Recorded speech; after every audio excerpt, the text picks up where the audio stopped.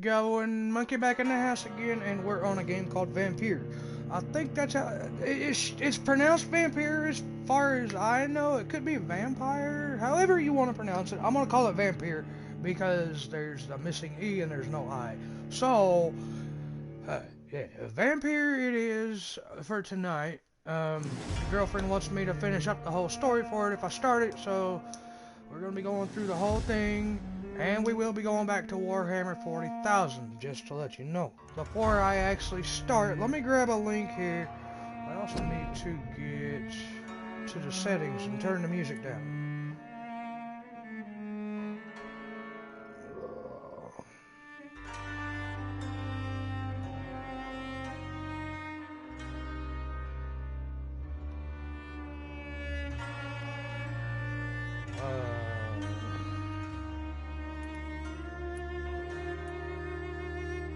I think this is an old save from like a while ago. It's not very far into the game, so we're gonna go ahead and make a new one on an empty slot. But first, I needs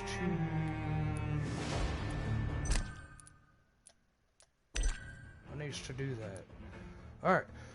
Now I don't know if I'm gonna get copyright issue due to the music or not. I have the music very, very, very low for that reason. Alright, so now let's go ahead and get into the game. We're gonna play it for the story. That's mainly what I play games for, is the story. Some games I do go after the platinum, but this one here, I don't know. We'll have to find out, won't we?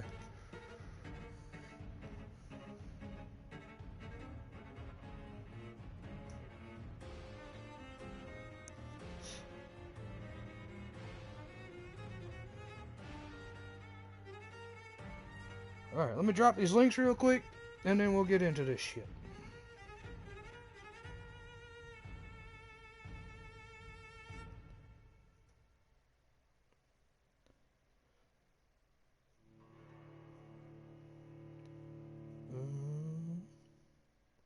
Got one more.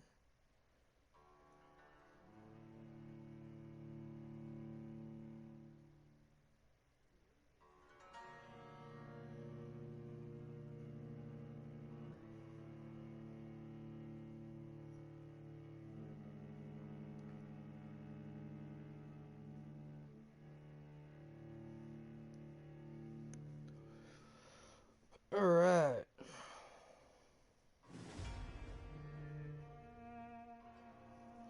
Alright, so this game is kind of about I want to say it's about 2 years old. I'm not 100% sure if it's that old, but it's roughly about 2 years old. But yeah, we're gonna go ahead and get into this one.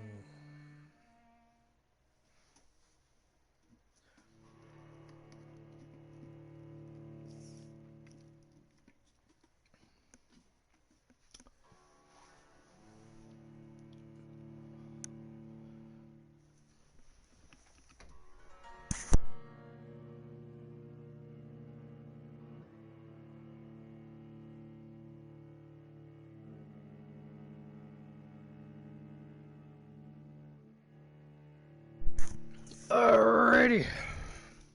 12 dreams for the Red Queen under crown of stone. 8 voracious beasts born from 8 restless nights. 4 nails piercing the flesh of the sinner. 1 prayer for the summoned, called by this song. 'Tis perhaps the countdown to oblivion for the once proud city of London. 'Tis perchance her inhabitants' last dance alone to face death and pestilence. Confronted by the eerie and unknown, mortals became desperate for answers. A flock's flight makes for an omen, the falling of a star a dire presage. Turning to priests for interpretation when there was no reason to be found. When religion failed, men turned to science. I saw them build such vain cities, crafting machines made for endless war. New questions flourished as old answers withered. What is darkness but lurking sun? What is war but enslaved stone? What is glass but tortured sand? What is song but a call to arms? What is hate but jilted love? What is life but death pending?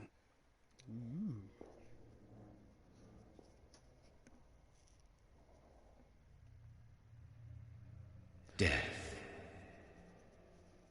Since the apple was plucked from the sacred tree, mortality was believed to be God's punishment, a righteous snare to keep mankind from ascending to the stars. They were all so wrong. Death is not a wicked thing, nor some holy retribution. A true punishment would be to never know its sweet kiss. Awaken from the harshness and be born once more.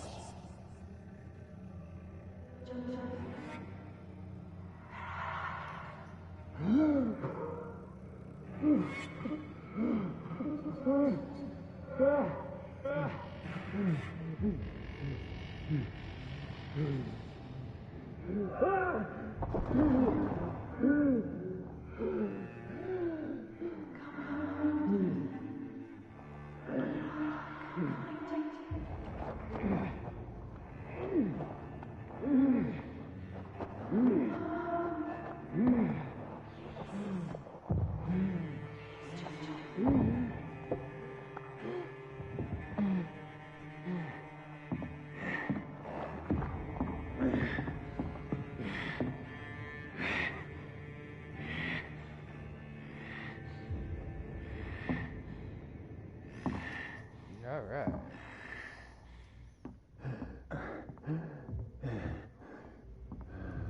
Oh, now we're talking. Follow the blood trail.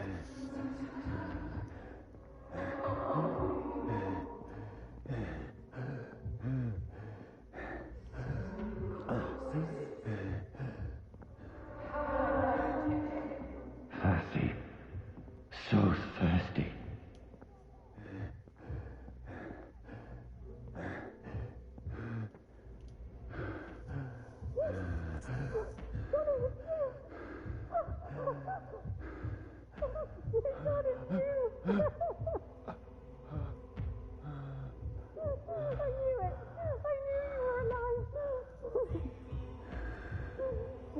Drink her blood. Do it. You know you want to.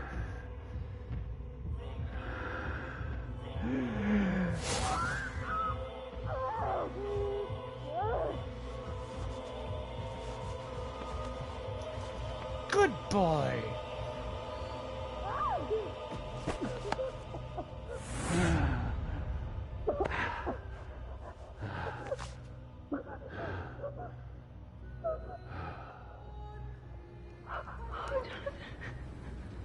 My sweet brother.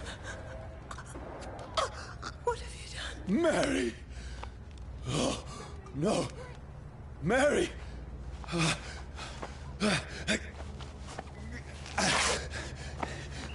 Hold on! Please, hold on! Oh, God. Oh, no. Mary. Mary.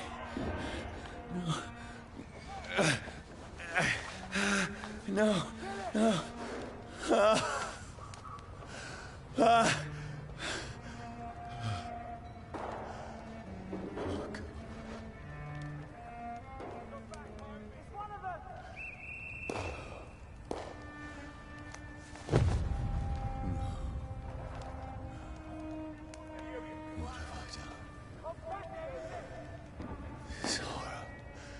It's a nightmare.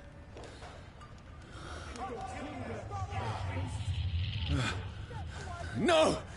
Please, a moment, let me explain! Ah,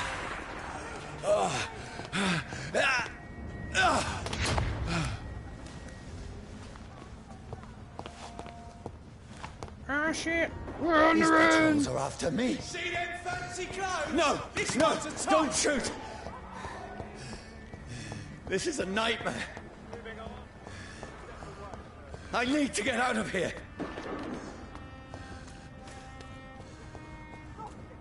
This can't be happening. Oh, it's a dark and dreary game, isn't it? No, please, stop! I mean you no harm.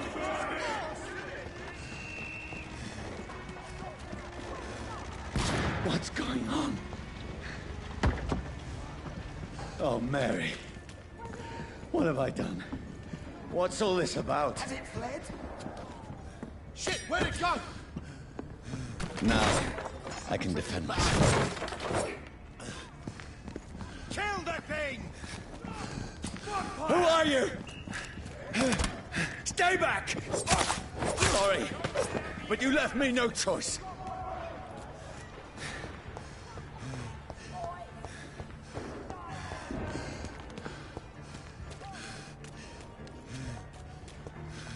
What might to be done here? A whole lot of nothing. Go up the stairs. Go up the stairs and have them fuckers chase you all around. That's the way to do it. Who are you? Stupid beast! What's up, Arson? Roast it alive! Sorry.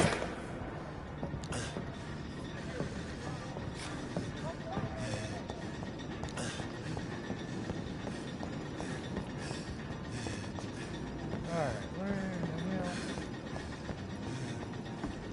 Get them weapons ready! No, please, stop! Who are you?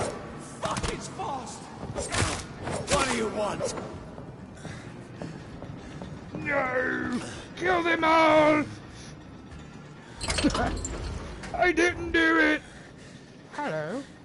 I mean you no harm. I need help. Die, you fucking leech! Please, listen to me. I can't make any sense of this. Shut up, beast! Who are you? What is this all about? What in God's name? I'll do the rest of the job. Just leave me.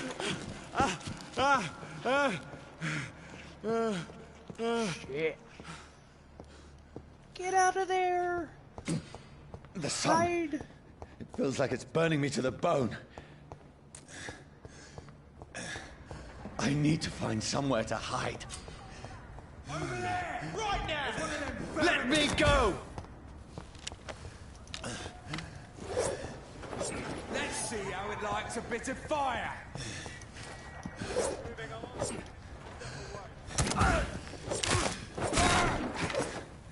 Quit shooting at me, I need to bitch! find shelter.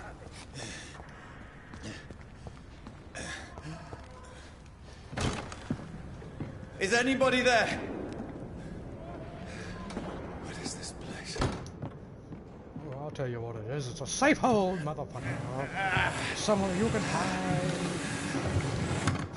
Maybe. The place seems abandoned. I should be safe enough here.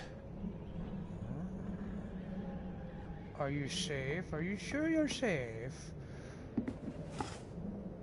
Them motherfuckers gonna try to find you.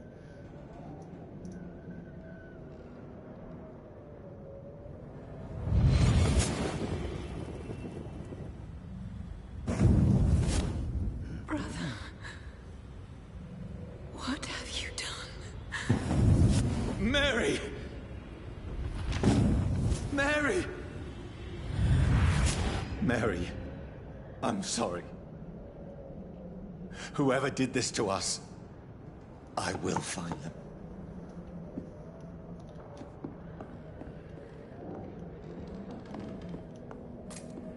What do we got?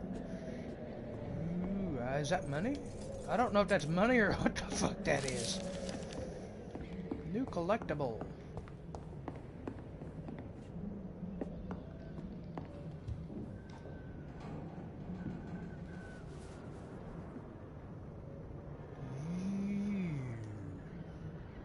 That nasty.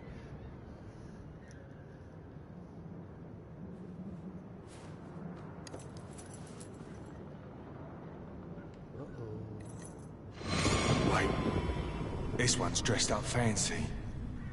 Let's run through his pockets. Picking the dead's pockets? Are you serious? I've still a rent to pay. He's got no more responsibilities. What's this? Gold watch. Beautiful it is. We fancy it and share the takings. I suppose we are undertakers. Now, give him an Eve.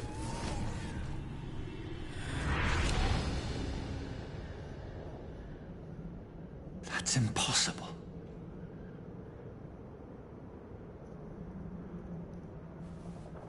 Uh-oh. He's probably about to figure out what the hell happened. Who knows?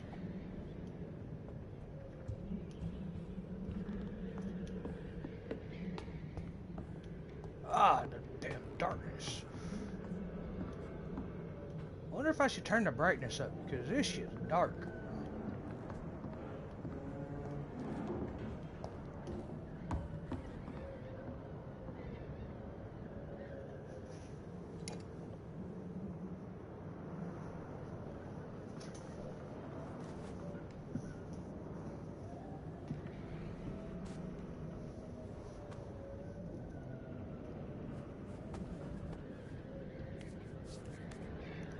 Holy shit, you got a gun. Time to go crazy and start shooting motherfuckers. Johnny, this one's lost. We need to leave. And now! No. There's time. I can save him. That's the enemy coming! The orders are to evacuate the hospital! Done. He'll live. And now what? We fight. Killing is a hell of a lot easier than healing.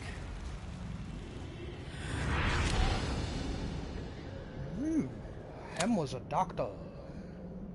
No, it never got easy. Alright. Anything I can... Nope. Okay.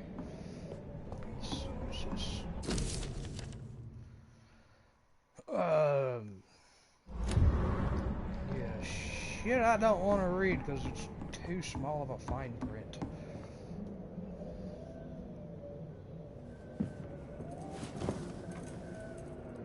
This makes no sense. None of it. No sense at all.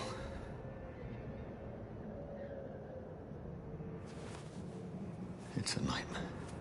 That's it.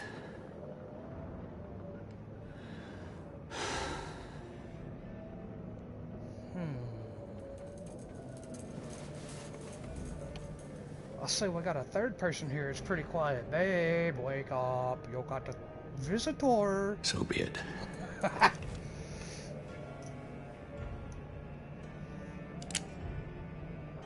Now, what are you doing?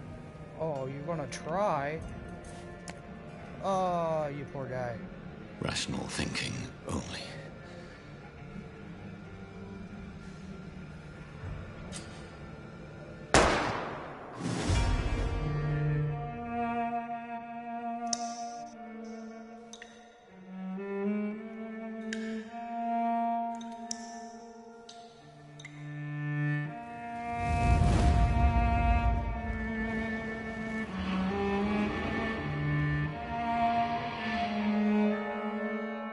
Pretty fire!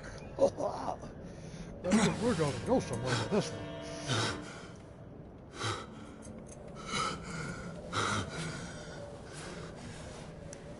Look what you done did. You done made a mess all over yourself. And you're still alive.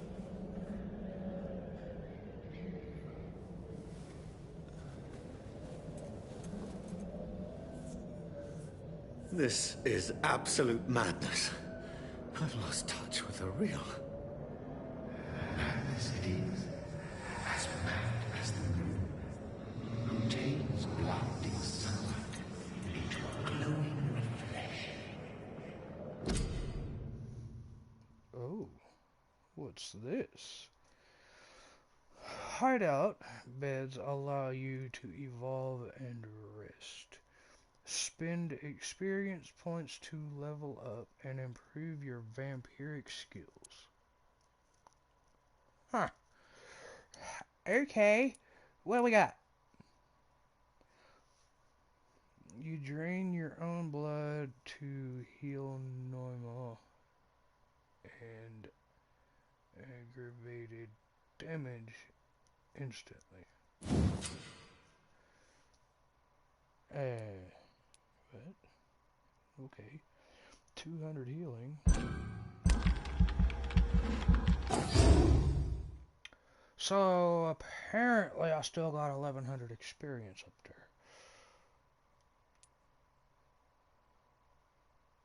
Level 6 required. Oh, look! We got claws and other shit. What the fuck?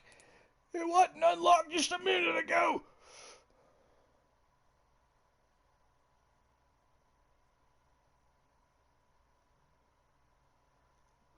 What's that? Oh, on the PS5? What's that?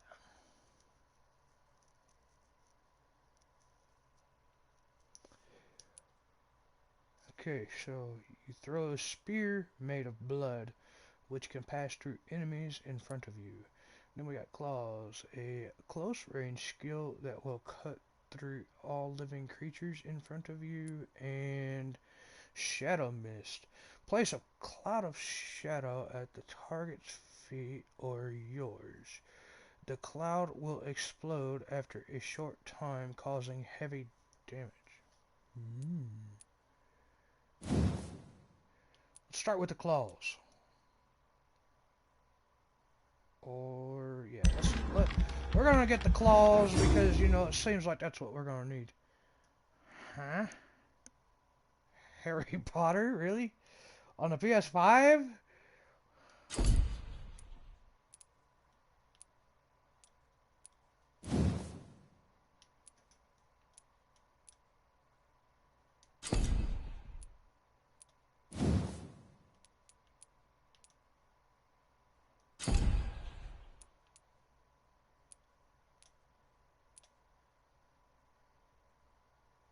Increases your stamina, increases your health. I've only got 100 points left. The only action RPG. You know what I want? I want that new Marvel Avengers that just came out. That's what I want. Hard increases damage inflicted when using bite in combat. Huh? Do I got bite? I don't think I got bite. I think that's the bite skill. Is this the bite skill? Hard biting. You know, I really don't know. We're definitely gonna need to wait to level up a little bit.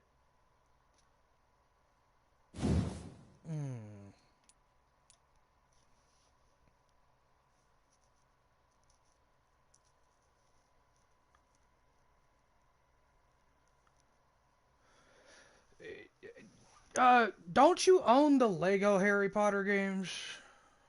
I know there was a Harry Potter game that was on the PS2 that wasn't a Lego game. I don't remember what it was.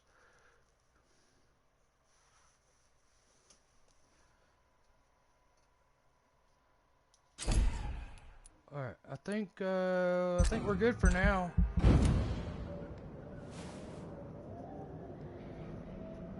Yeah, I know there was one that I played. It was the original Harry Potter game, way back when Harry Potter first became popular. In my head. If I'm not mad, then it must belong to the one who made me what I am. I must find him to understand what I have become.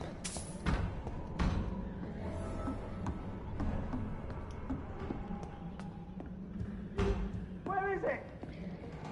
Closed. These people want me dead.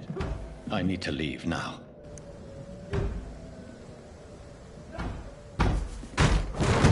Here's the leech. Here!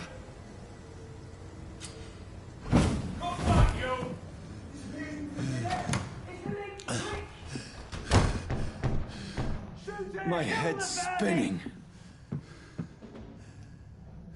Your head's spinning. That's not the only thing that's going to be spinning if they get a hold of you. Clever fucking beasts. I cannot enter.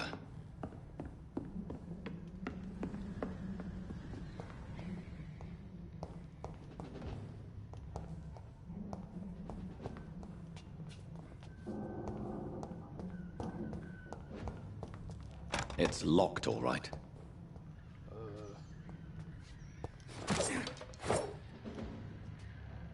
Let me out this bitch. Hey, what we got?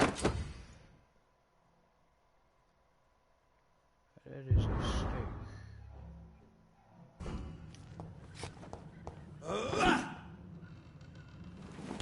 I'm still in Southwark. I must reach the West End.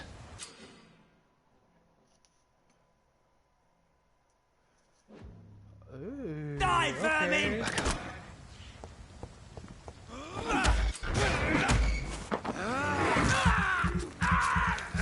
Oh, damn! Suck his blood away, dude! Yeah! Woo! Oh, shit, what's that? Over there! There's one of them vermin! Would you fucking sit still? Fuck you.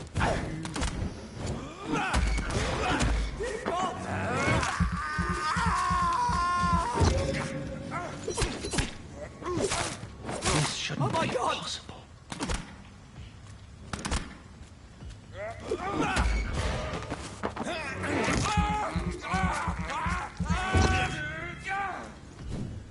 Every sinew, every fiber of my being is afire.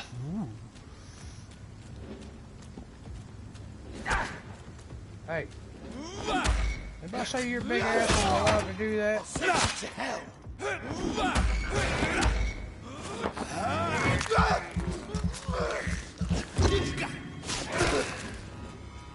My strength, Man, them claws hit. my reflexes.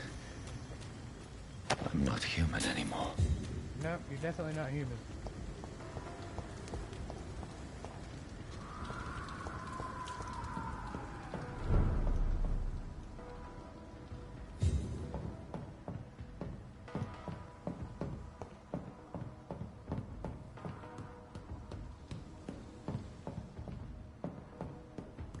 What do we got here? A whole lot of nothing, really.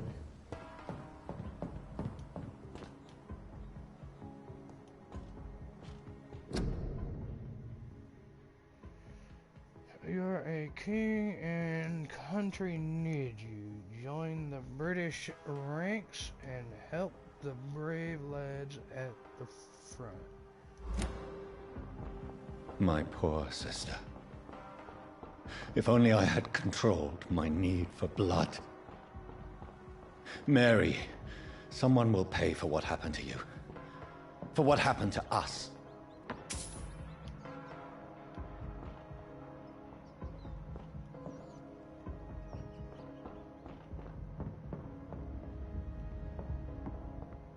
I cannot enter.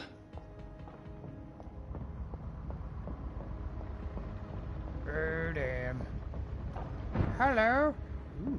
Teleport! Dizziness from the jump. I can now control it.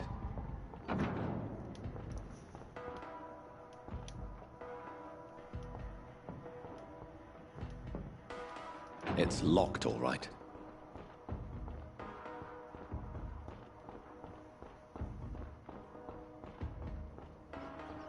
What do we got here? Nothing.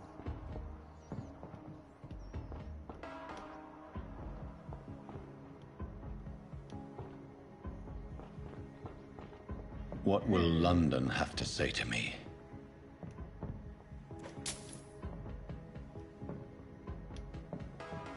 Here. It's locked. Locked fucking So doors. many questions unanswered. Them are never any fun.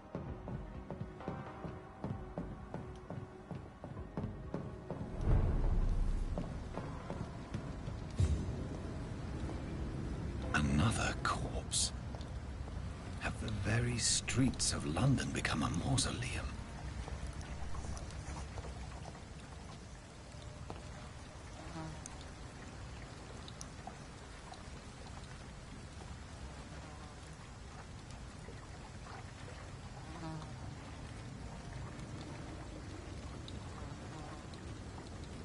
The man has been drained of all blood, but I can still smell the scent of it.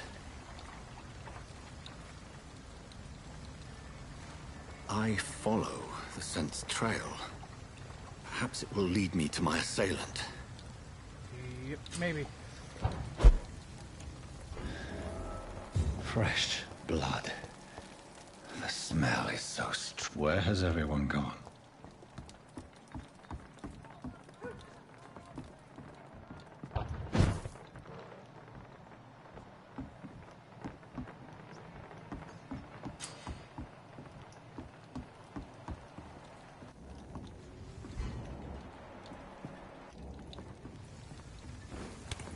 What am I to be in here?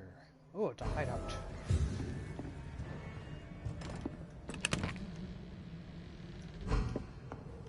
It's a hideout. Ooh, what's this?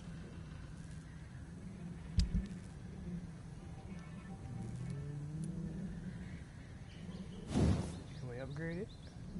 Can we upgrade that shit? No, we cannot. What about him? Nope. Not enough materials. Need more materials. Alright, what do we got over here? Something Louis. Oh. What you got? We just got materials. Okay.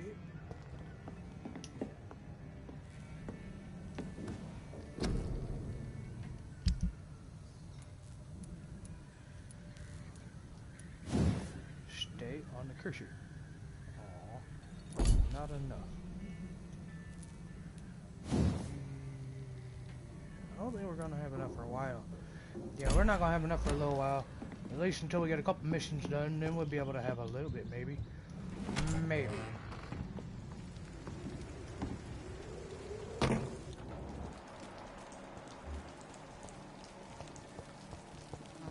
At last, a little life. My God, sir, you look like Jonah's whale just spat you out of hell. Can I get you a drink? No, thank you. I'm not thirsty. Well, grab a chair and get some rest. This is going to be another long night.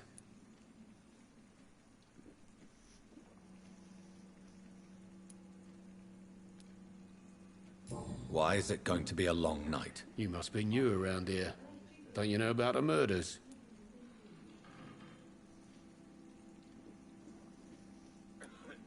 Tell me more about these murders. Every morning for the last few weeks, bodies have been found. And those poor sods didn't die of flu.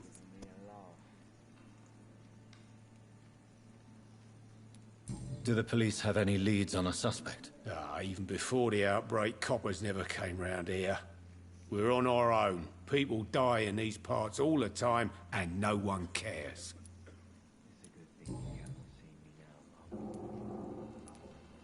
I'm looking for someone who might have passed through here recently.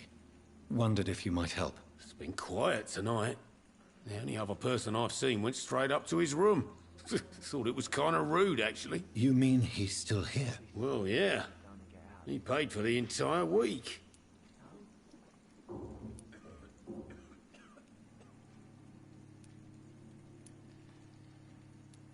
How long has he been here? He rented the room a few days ago and didn't say when he'd leave.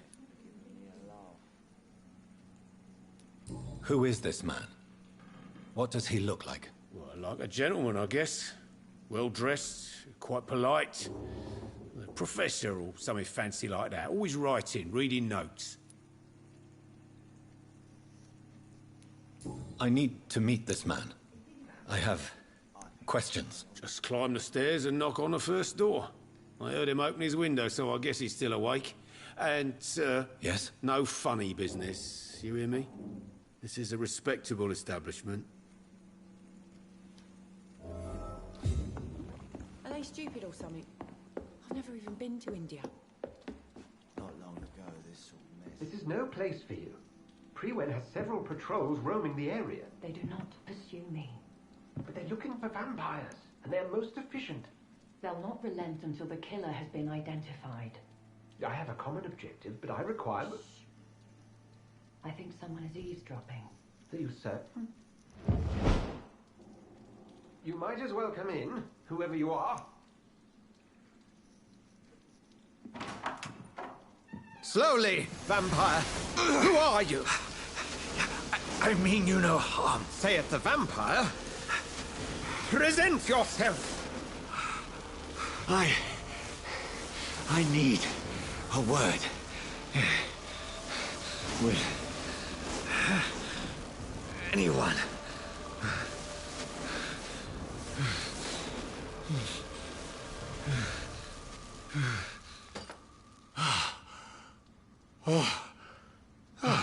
Well, that's something I can do for you.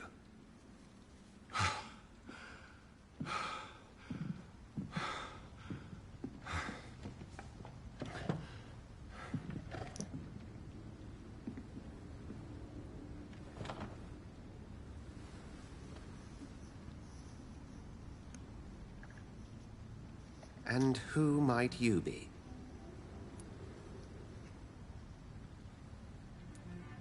I'm not sure that I know anymore. Might I at least learn the reason of your presence? That's none of your concern. Sir, you have entered my room in the middle of the night, pale as a corpse and shaking like a tree. So please, indulge me. Someone is molesting people. In fact, killing them. Biting them. The calling card of a vampire. Like you.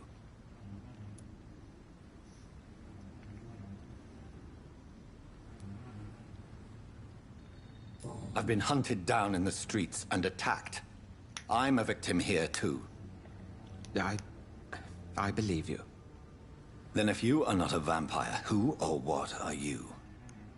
Dr. Edgar Swansea of the Brotherhood of St. Paul. I'm performing an independent investigation here in an attempt to understand precisely what is going on.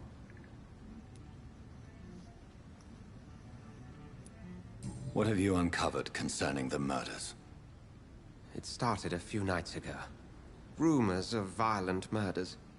The docks have always been, shall we say, somewhat unsavory. But this is different.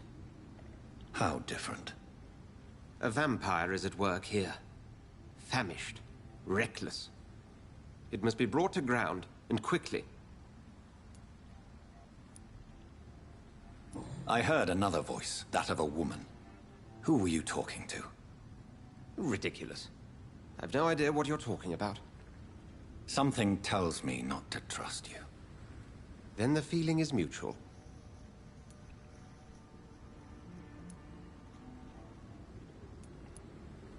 And what exactly is this Brotherhood? Sir, if the name is not familiar to you, then we shall discuss it another time. Then help me find the culprit. I may. If you'll first tell me why you opened this door. I followed a trail. The scent of blood from a recent victim. It led me here. You thought I was your aggressor. That explains a great deal. We're both chasing the same shadow.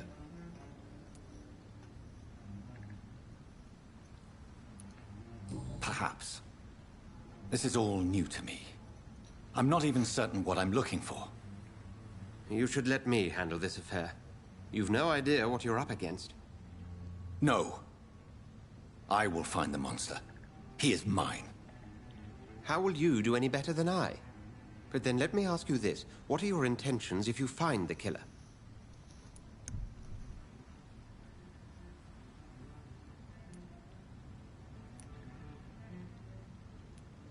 I will at last have the answers to my questions.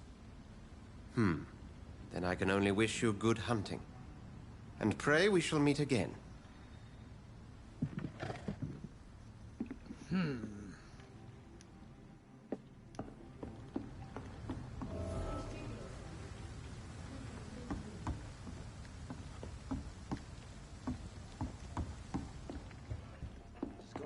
If Swansea is not my attacker, it means somebody else came here tonight.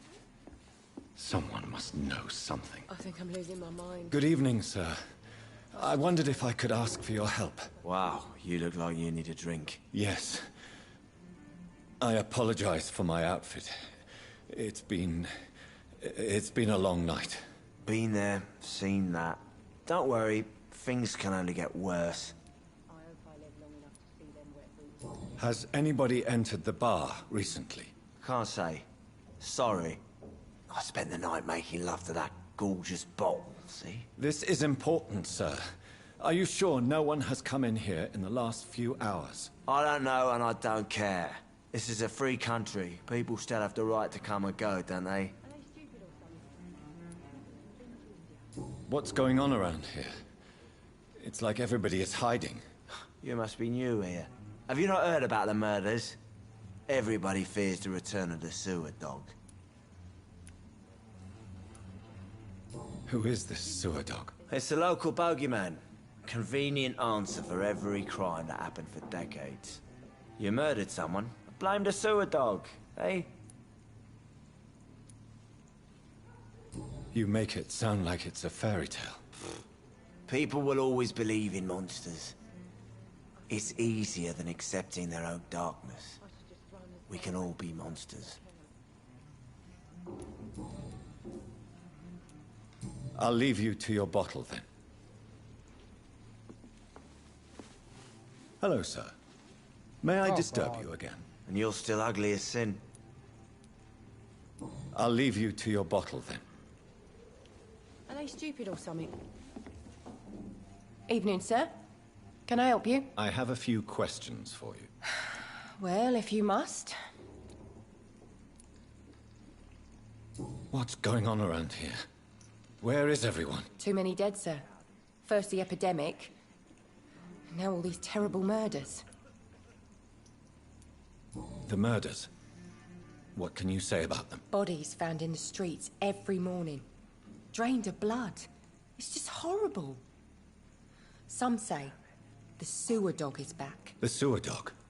What's that? No one knows. People have always disappeared around these parts. The ancients say it's the sewer dog coming out to feed. But now he's killing in the streets. What have you heard about the epidemic? There's a Spanish flu. Yeah. Killed so many last summer. Thought we'd seen the last of it. Dozens dying every week. Are the authorities doing anything? Nothing. There are so many quarantine zones in London now. It's gotten really hard to travel across town.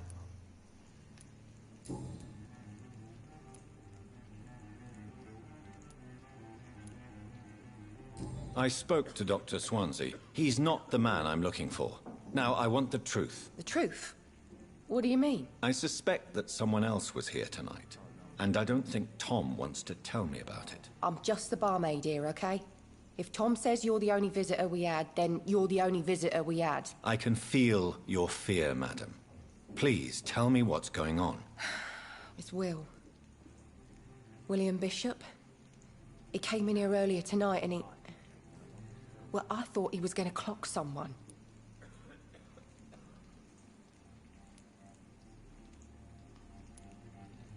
What happened tonight? He was dead drunk, as usual.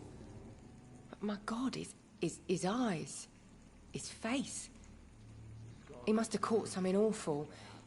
He shouted and cried. It was terrible. Why are you so afraid? I mean, his skin. His hands.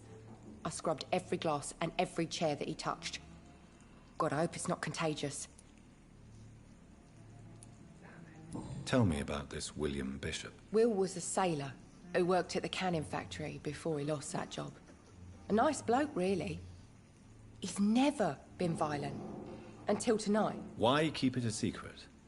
Why not tell me about it? Tom's nothing if not loyal. After Will lost his job, he offered him one ear. They used to be good mates. But recently, well... Will started to get very aggressive. I see. Thank you for your candor. I'll be sure to talk to Tom.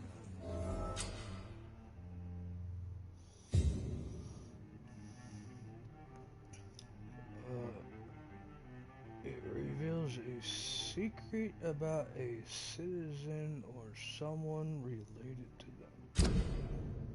Oh, shit. As a vampire, you need human blood to evolve. The blood quality bar indicates the EXP you will earn if you feed on this citizen. Unlocked hints increase the amount of food.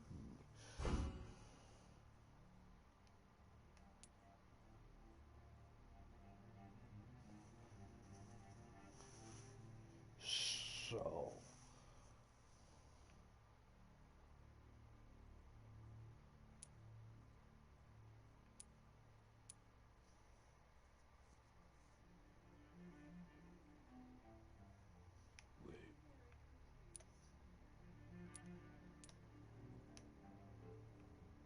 So if I feed on these fucking people, I get a shit ton of experience. Man, now we really gonna have some issues. Alright, give me a minute. I shall be right back. I'm gonna go have a cigarette and get me a cup of coffee.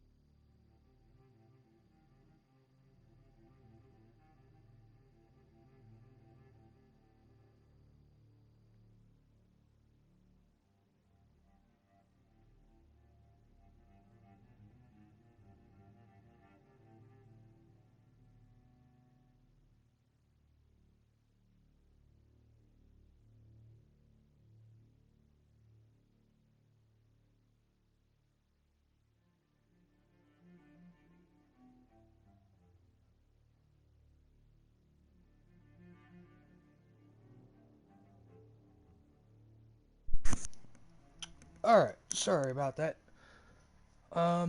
So I'm gonna have to feed on some people, huh? Okay, so let's see what the details on this person is. Tom Watts. Okay, so Tom Watts gives 2,700 EXP for feeding on him. And Tom Watts is the bartender.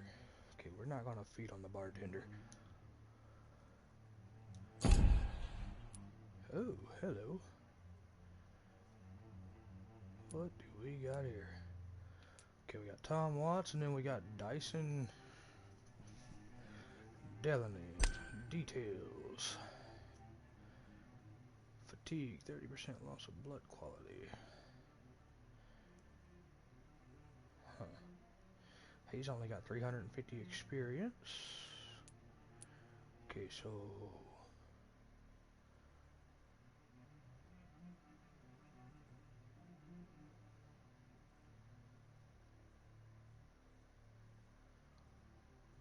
So it seems like a majority of these guys... Huh. Okay, and...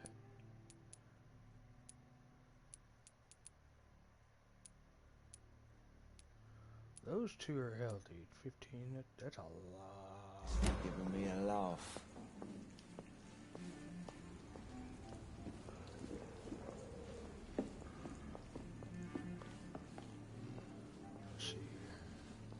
I think I'm losing my mind. It's a good thing you cannot see I me should just now, run Mum. as far away from this place as I can.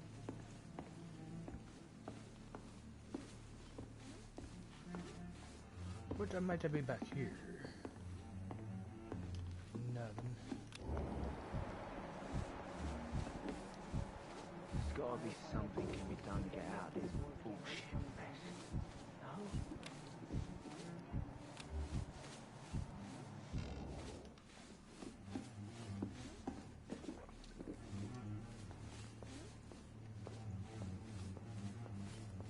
Damn it. I think drink no longer stirs me. I think I'm losing my mind.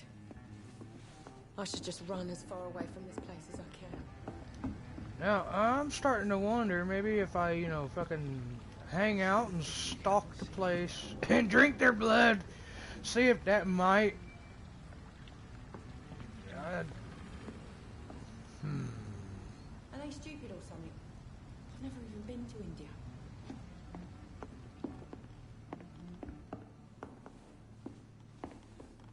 Not long ago, this sort of mess. So if I wait for her to come back over this way, it'll be kind of in the dark. I'd have to interrogate all these fuckers again. Poor Jack. There's gotta be something He can be didn't done to deserve get out of this. this bullshit mess. No?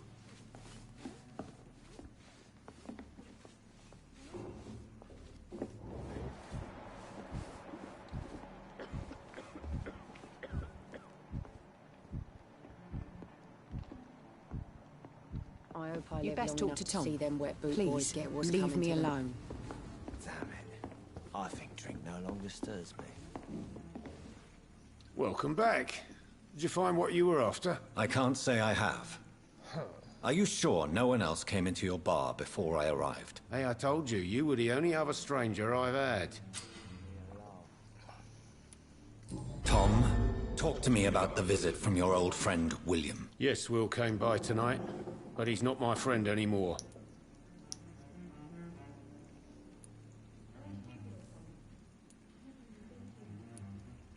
Why lie to me if he is not your friend? I didn't lie. I said you were my only unannounced customer, and that's the truth.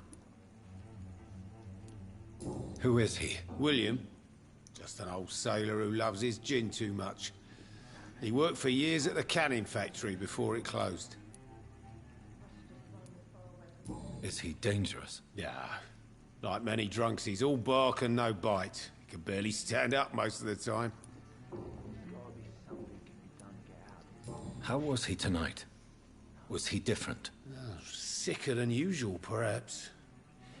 He whined and mumbled about how mean people were to him and how he'd like to talk to me outside, and then he left when I refused.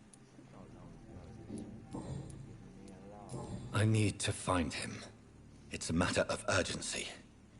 Do you know where he is? You could try his boat. It's up by the North Pier. He sleeps there when he's too drunk to get home. Please describe him to me. What'd you expect? He's a tall, sick bastard with a bad rash and torn old clothes. William used to be strong. Now he's a mess. Thank you, Tom. If you see him, tell him I don't want him back here unless he cleans up his act, okay?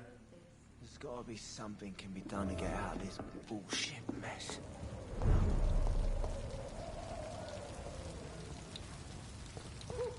I will get to the bottom of this intrigue. What's been done to me, to this city.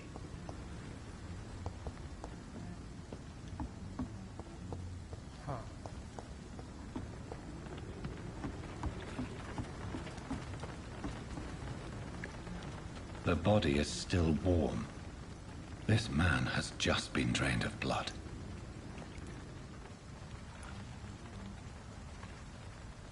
This man was armed. He tried to defend himself. What's this? Some sort of note. This corpse has been dried of its blood, just like the previous victim.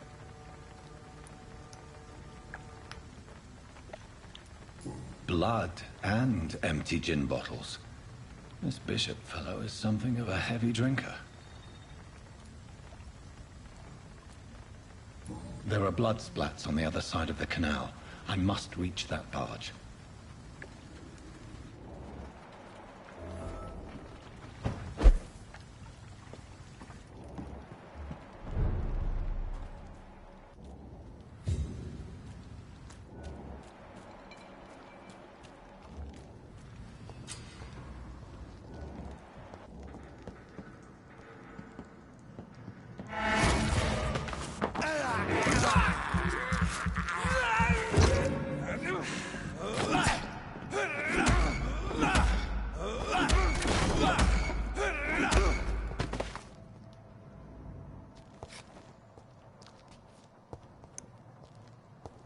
Well.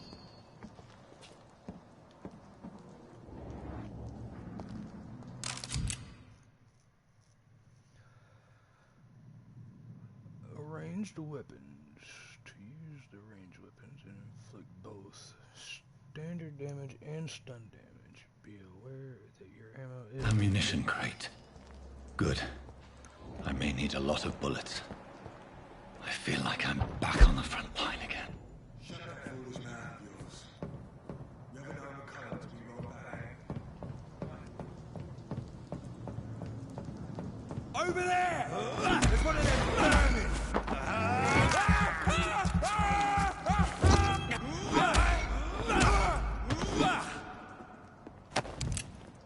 That's the way to do it.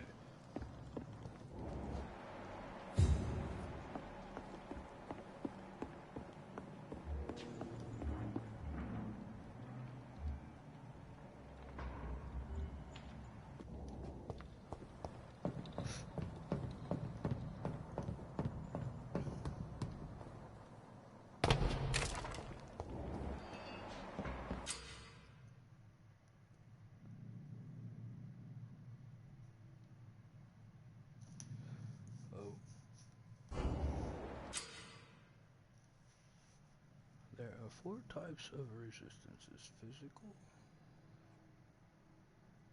melee, okay, we figured that. And then blood is the little blood drop, and then shadow. Orange indicates a medium resistance, red indicates a high resistance. Okay, so the color coded it.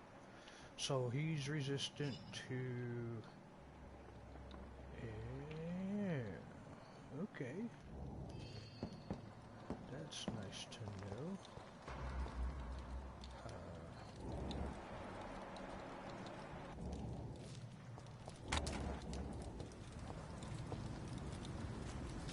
Cross the leads, boys! Get him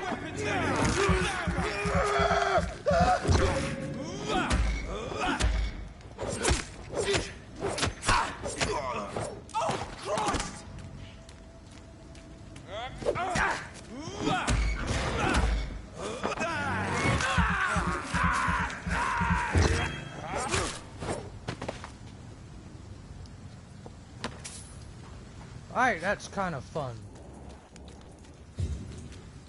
Suck the blood out of them! Make them easy to kill. What do we got up here?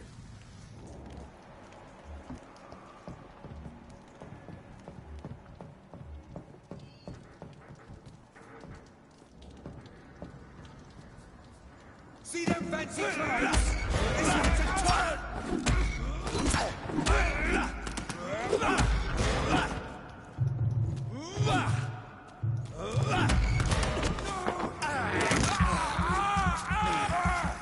Filthy piece of shit! The leech has keys!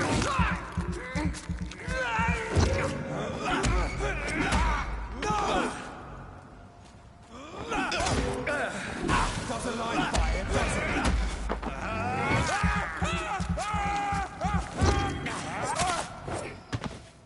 Bitch! What?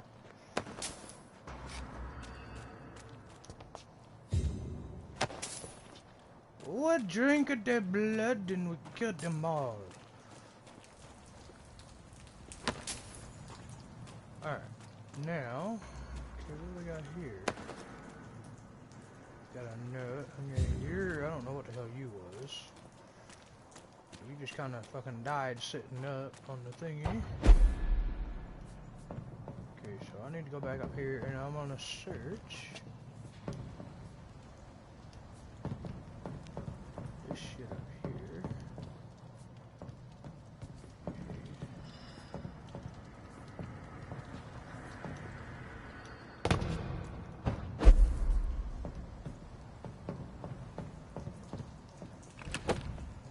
Oh, we got a new gun. Weapon.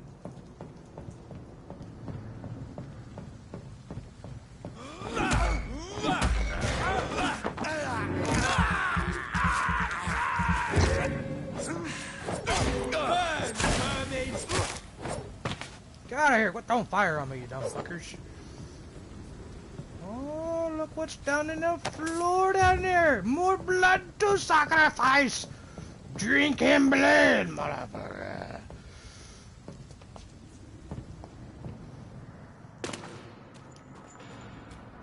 Alright. Now. Okay, I came from that way, so we need to go this way.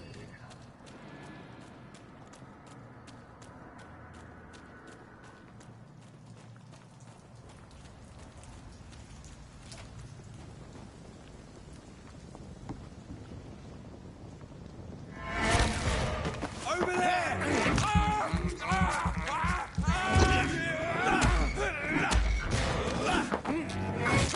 Drink it all! Yeah, that's the way to do it, man. Alright, now.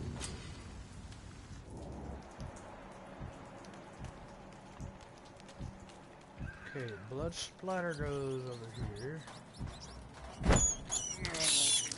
I can't believe I'm doing this. This is despicable. Drink your blood, you got to survive.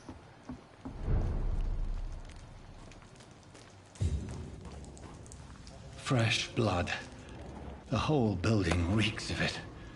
The scent is so strong it makes me dizzy. Give me the axe that's in his chest. I want that. I need a drink. I'm so thirsty. Yeah, there we go.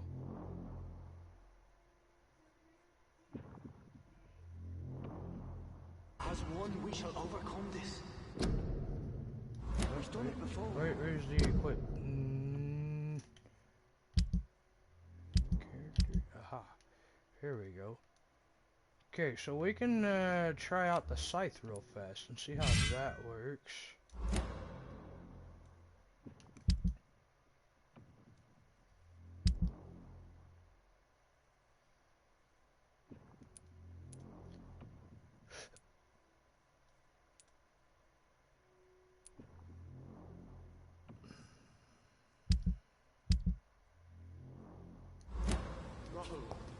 I had a drink outside tonight already. This place reeks of bloodshed. William, please stop. Just a sip, I promise. This creature is bedeviled. I must put it down.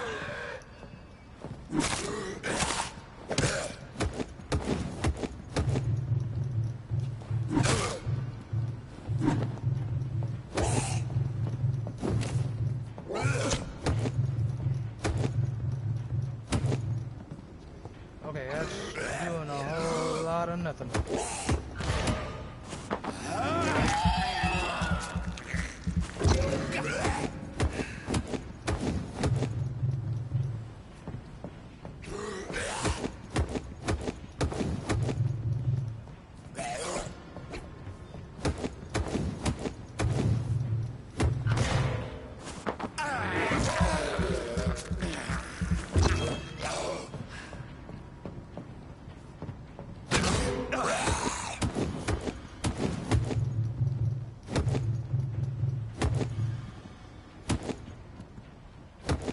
Okay, that's a slow fight, but hey, I need to drink his blood for that experience.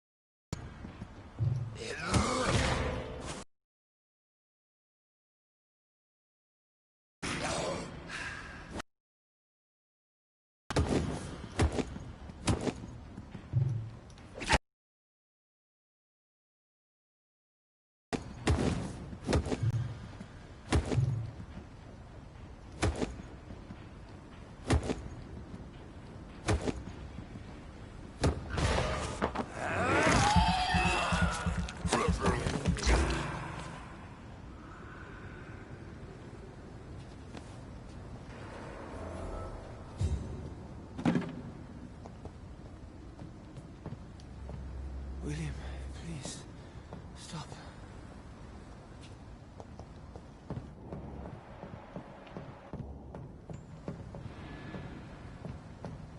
What tomato we have over here? Let me go. William was an honorable man.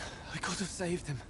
Mr. Hampton, are you in there? I knew him well, another lost soul, a kindred spirit. Sir, listen to the sound of my voice. I'm a doctor.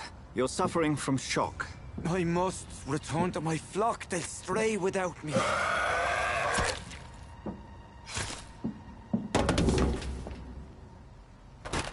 Remember, certain skulls are every bit as resistant as we are. Who are you? What do you mean by Skal?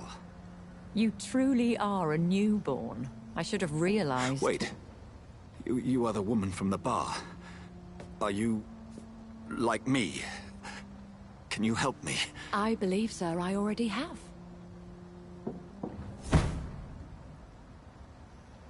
She is definitely like you, dude.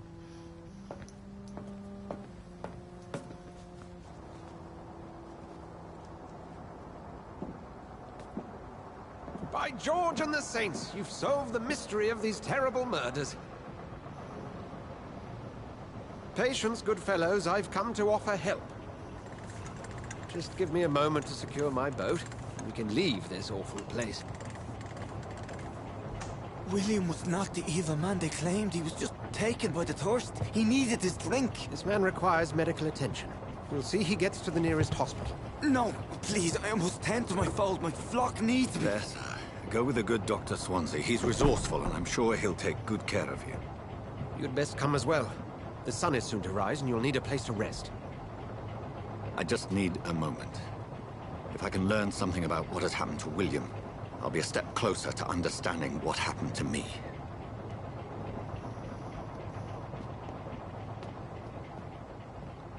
This poor creature can't be my maker. Could it be some subspecies of vampire? I must find a place to analyze the blood.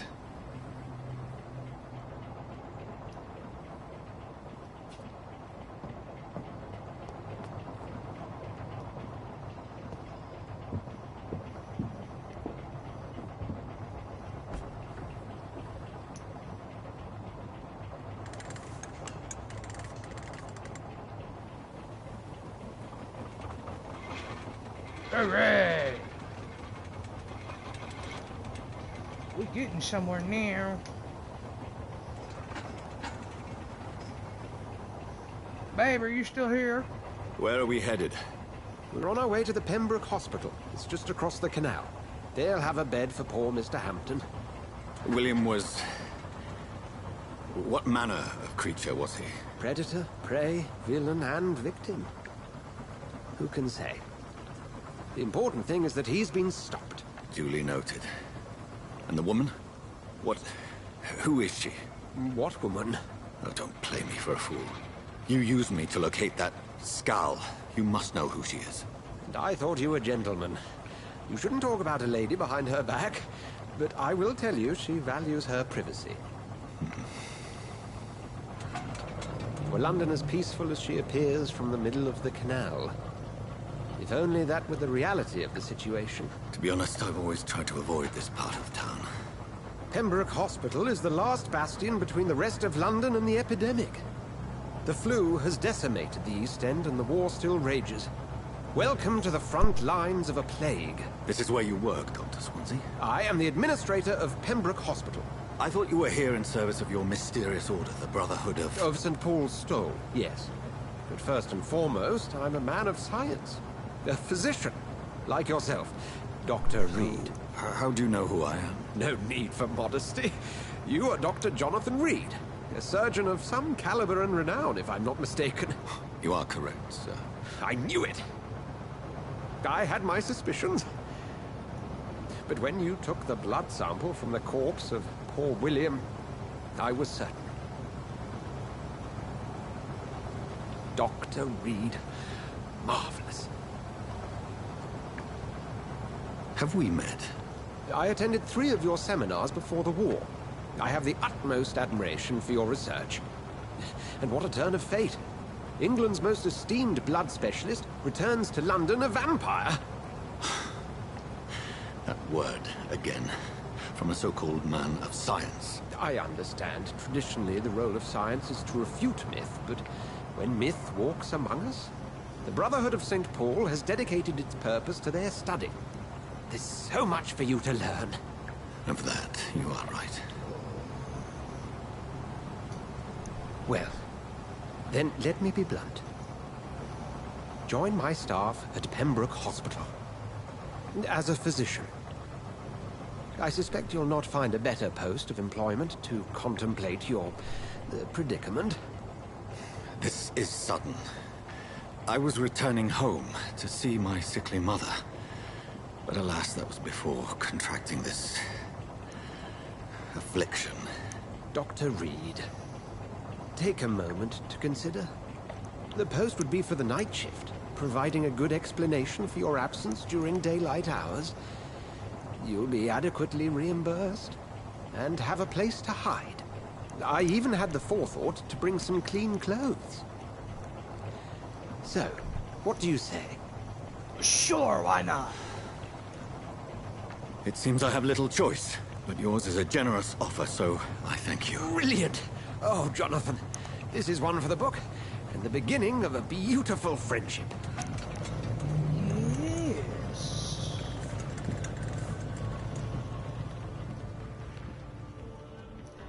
And the game begins.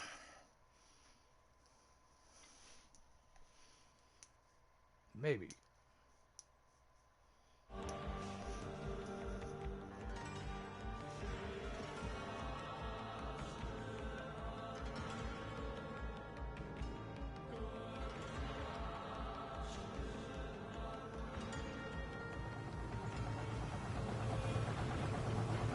Dr. Swansea, thank goodness. I was beginning to be concerned. Worry no more, Nurse Crane, for I bring good news. Oh, Doctor, what a night. We lost 2 more patients. Nurse Scow said she couldn't take it anymore and resigned. Yes, well, I'll make a new rota in the morning. In the meantime, find a good bed for Mr. Hampton. Be sure to pay attention to his needs. Of course, Doctor. Oh, and Dorothy? Yes, Doctor? Dr. Reed here has just returned from the front. He served King Country and will be joining us here at Pembroke. We're very lucky to have gained a surgeon of his talent, and one so experienced in blood transfusions. That is good news indeed, Doctor. Oh, yes.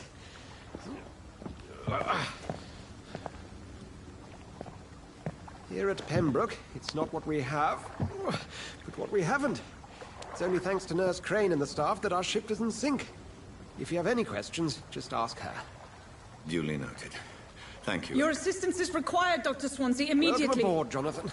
We'll catch up after my rounds. Coming, Nurse Crane. I'm coming.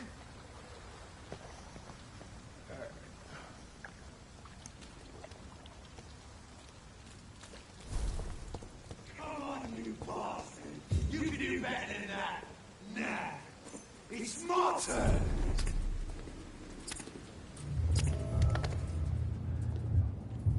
Rotten or pristine, each heart contains the seed of life. Drink at this river, dry it all.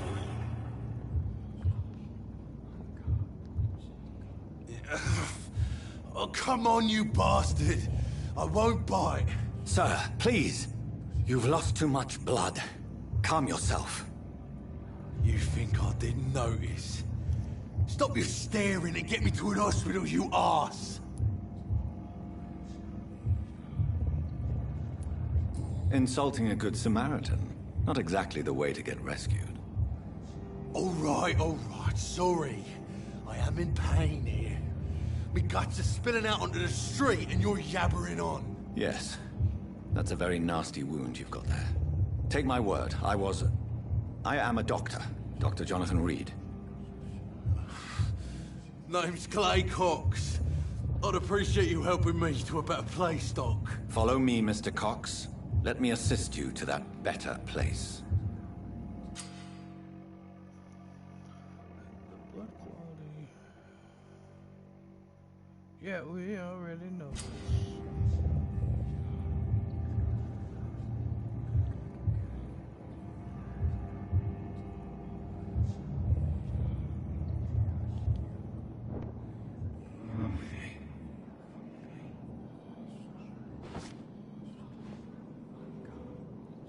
Bring this fading light into the shadows.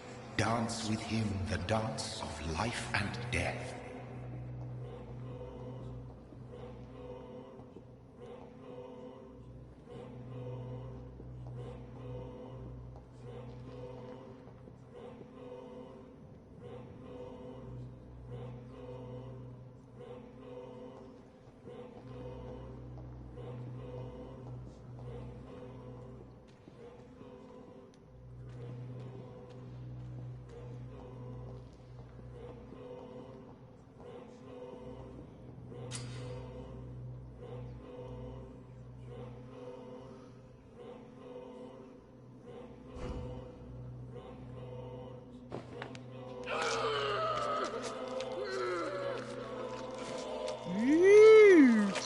Drain him of his blood! Do it! Woo! In the back, you bastard! Didn't have the guts to fight me. Fuck you. I'll kill you. I'll kill you.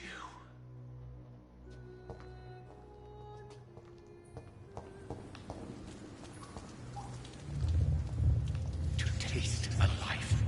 To embrace its most intimate secrets. Such a burden. Such a divine sin.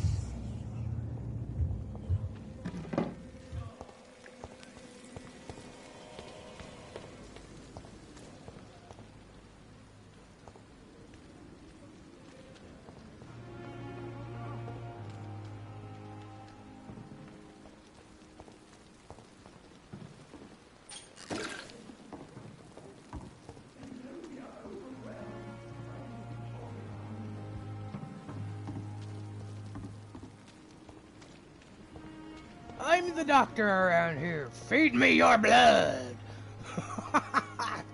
That's great. Doctor, where have you been?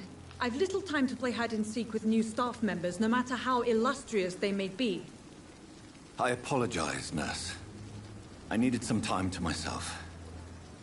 This has been the longest and strangest night of my life. You delivered poor Mr. Hampton from a terrible fate. The means to that end should be of little concern, Doctor. Thank you, nurse. What can I do for you? Dr. Swansea insisted we provide you a quiet office. You'll find it on the second floor with your name on the door. Thank you. Nurse Crane, isn't it? Yes, Dorothy Crane. Welcome to Pembroke Hospital, Dr. Reed. Your office has been prepared.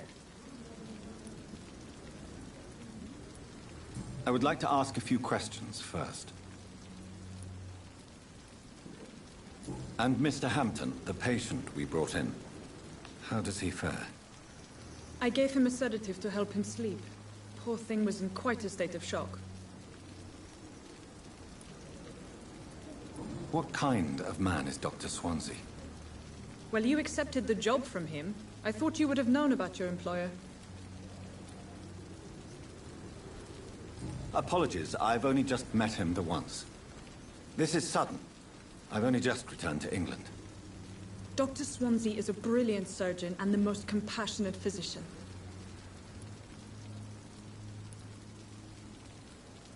It's right to assume Dr. Swansea knows far more about me than I do about him. You'll get to know him soon enough, and better than me. The administrator has better things to do than mix with us.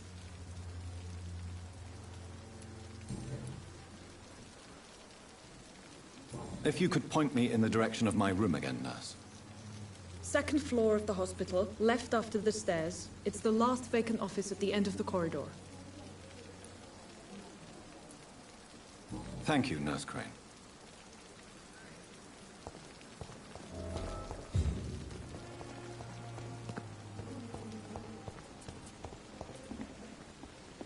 Who knows what that might be over here?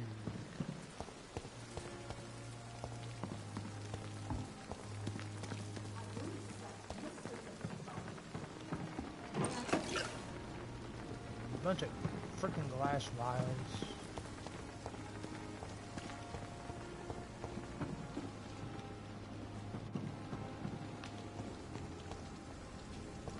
Dr. Swansea is right. This place seems perfect to conduct my research.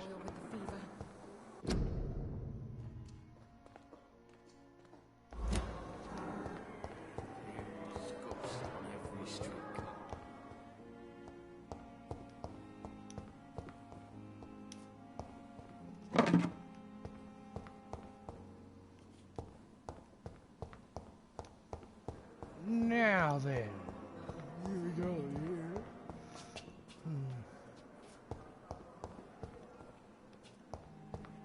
It's locked, all right.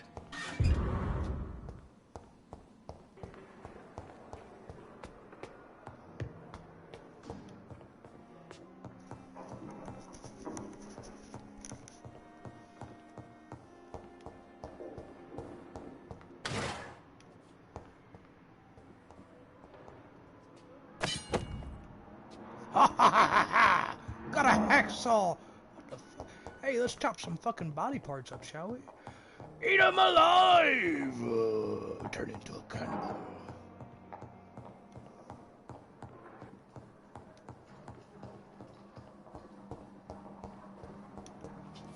Alright. So we was in here, I think. Missed a letter.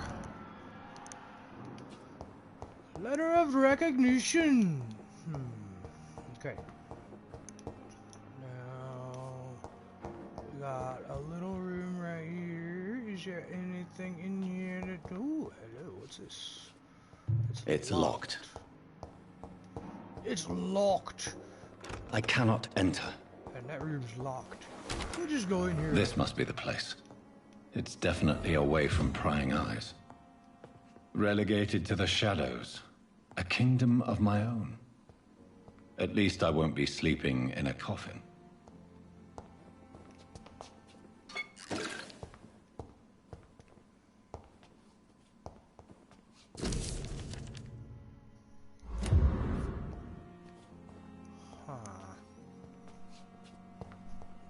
little doctor bed here. Hey, that one there's covered in blood. Wonder what happened there. Surgery time! Eat him.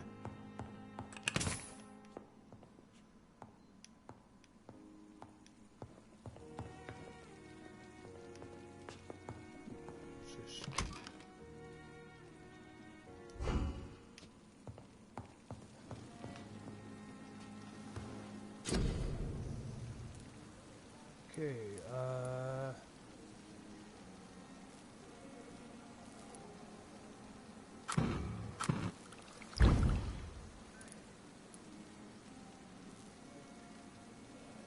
William Bishop's blood is much more unstable than human blood and shows extensive mutation. But this is not what happened to me. I must keep on searching. The sun is about to rise. I can feel it. I'll continue tomorrow night. I have so much time now. alright. How much? Ooh, we got 1,700 experience. Okay, so we can use either the blood spear or the shadow mist. First off, I want to upgrade my bite, so that way I get more blood, which equals more experience. So there's that. Upgrade that twice. For now, we're just going to use the claws as is. Okay, what do we got here?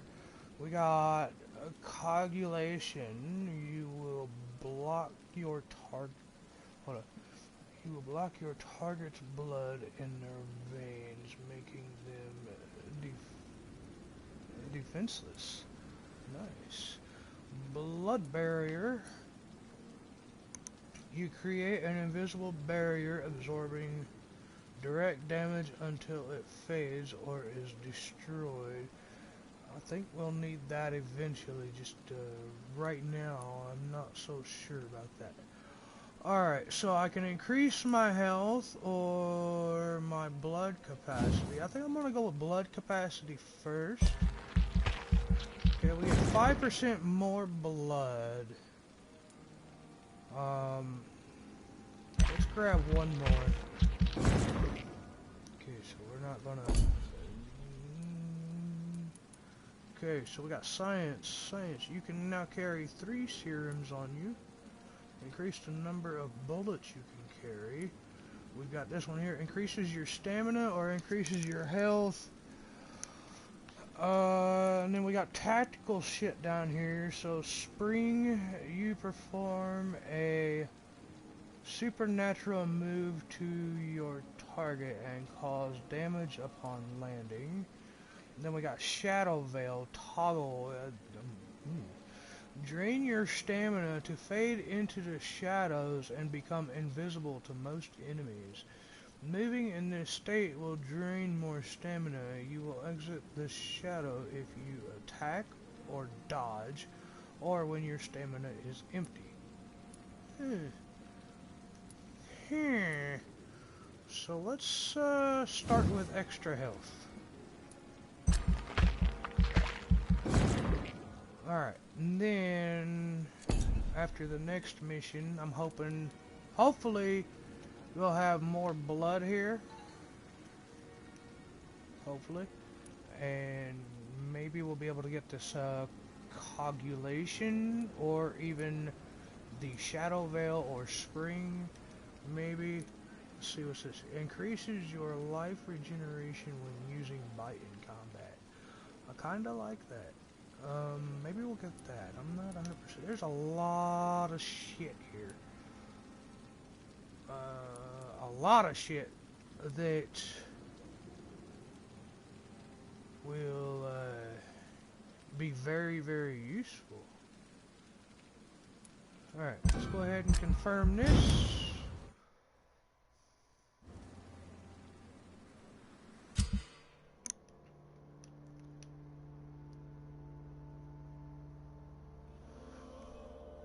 Consequences of your actions may improve or degrade the district health status. It can also be degraded due to disease spreading among citizens. The more lives you take, the unhealthier a district becomes. If a district's health status drops below the critical threshold, it will plunge into chaos. It is for you to decide of a district's fate. Alright. Clay Cox is dead. Well, I'm not 100% sure about this guy yet. We'll figure it out eventually, but seems like he's the main guy to this district, because if you see all these damn people. Details. Well, either way, he's got 6,000 experience worth of blood in his body. So we'll figure it out. So for right now, we're in a healthy state, stable. And then we got critical. Okay, so drinking this guy's blood took it down to 90. That was 8%. So there's not very many people in this district. Don't seem like there's going to be very many people in any district, honestly. So if we take it down to serious, it shouldn't have too much of an effect. We'll figure that out later. If I'm to stay here until my research is complete, I'd better learn to hide my true nature from the mortals. But what about my thirst for blood?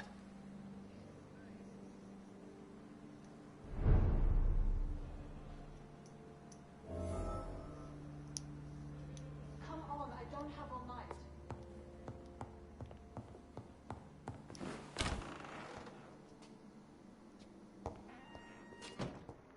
Dr. Swansea asked me to collect you, Dr. Yes, Nurse Crane? How can I help you? I'm so sorry. I know Dr. Swansea wanted you to rest, but we have somewhat of a crisis. A crisis, you say? Our supply of antiseptics is nearly depleted. I was hoping there was another box up here, but...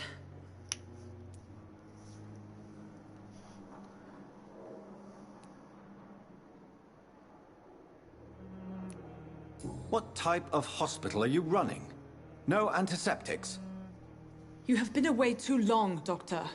With the war and now this epidemic, supplies have been running scarce for months now. I may have a solution.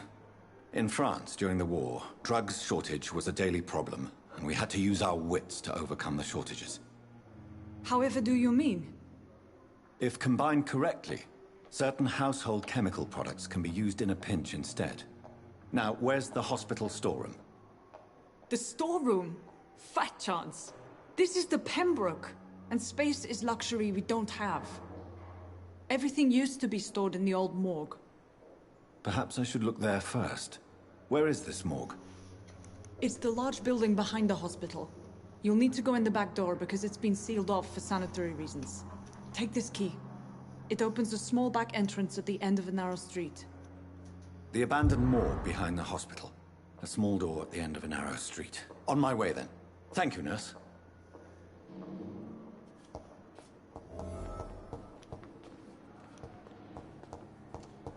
All right.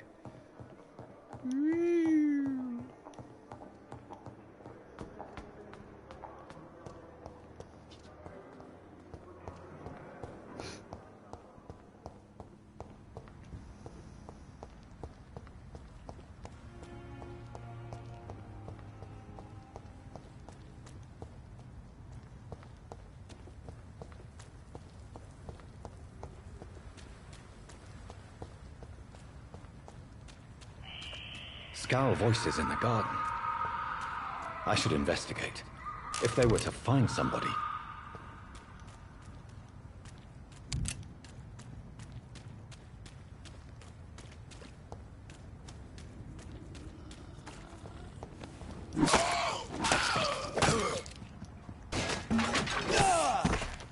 Oh, you can do that too, eh? Yeah, I got you, bitch.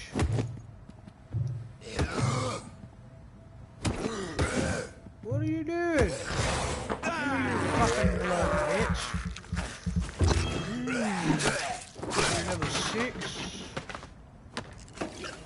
take that. Is there any more of you fuckers back here? Kill 'em.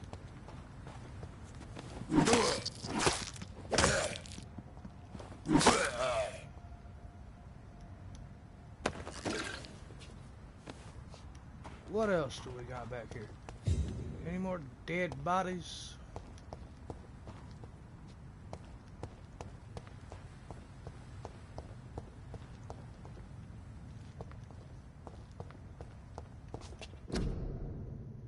Ooh, cover each cough and sneeze with a handkerchief. La, la, la, la, la.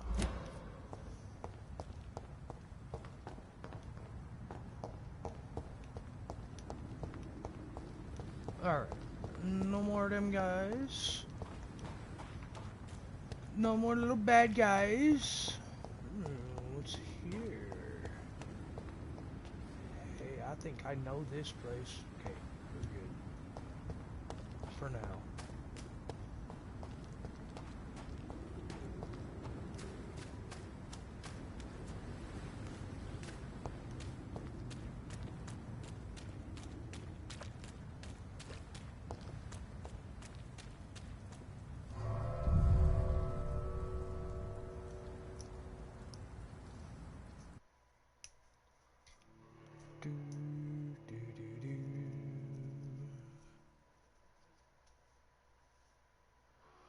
I need to get Skyrim back. That's what I need.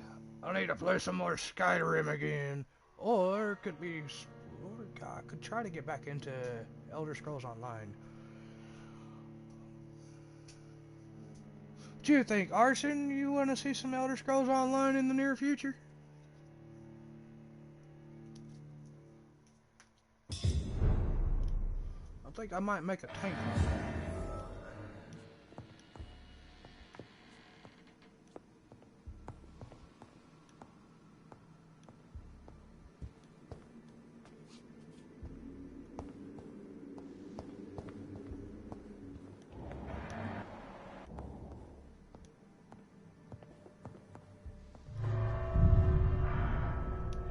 Uh-oh. We went out the wrong door. We went out the front door. No. Babe, I can hear you screaming at your friends.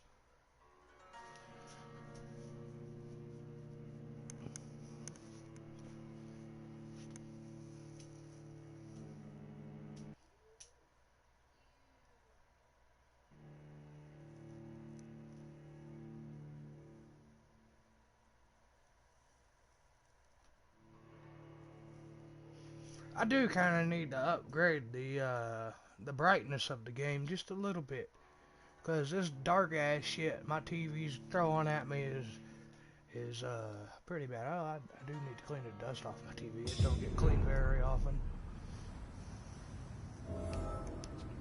Okay, we'll go back in here. The loading scenes are fucking forever long, but that's all right.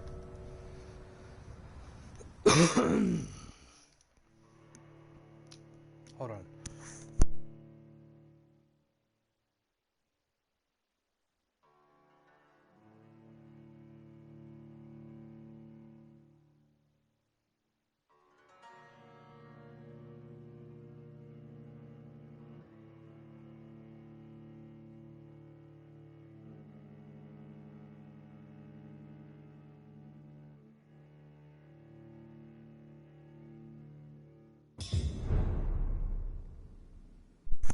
Come here, woman.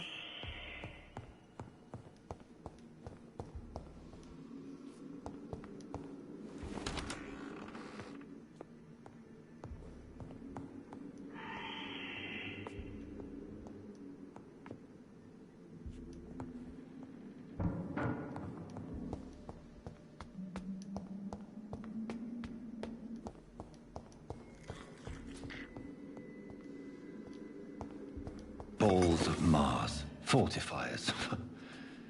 As popular as they are ineffective. But they do contain iron tartrate, and that might prove itself useful.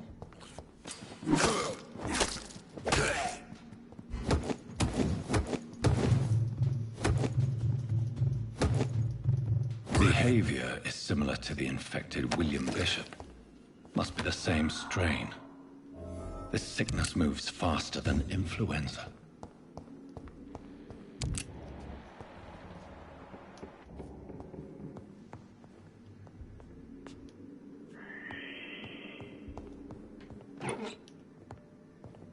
This key will surely grant me access to the basement.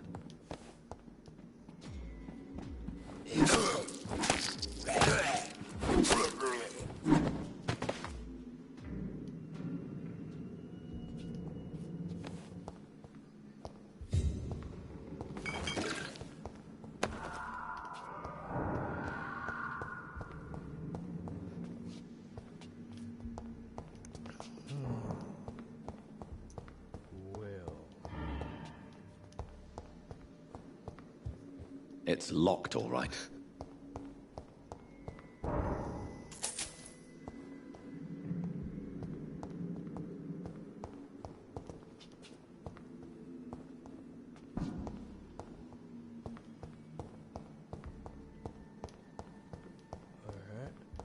Then we will go up. And then go back down.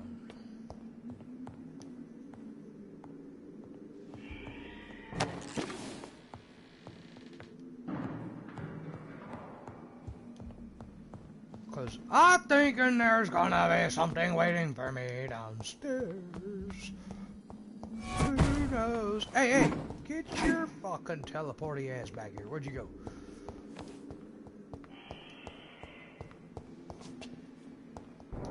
Come here, teleporty. What's this shit? Come on. Where you at? Motherfucker, this building is creepy as shit. Babe, come here! I need you! No?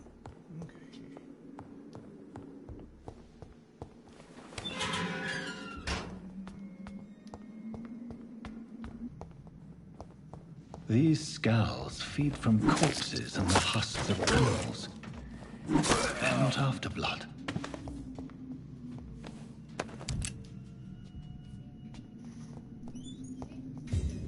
Oh, there she is.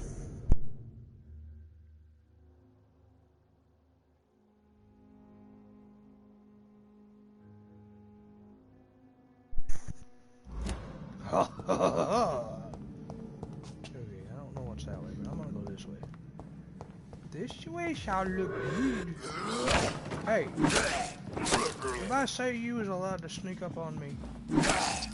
I heard you, dumb fucker! Die! Shit.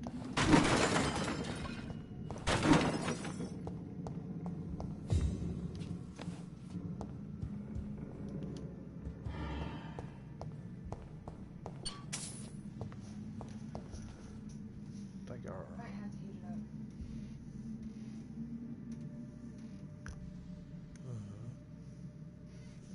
Turn the coffee pot back on.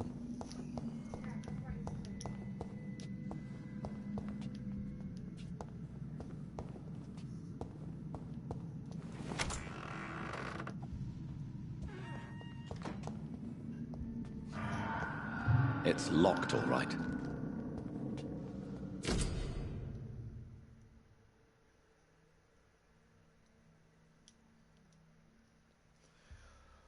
A notice of investigation is available.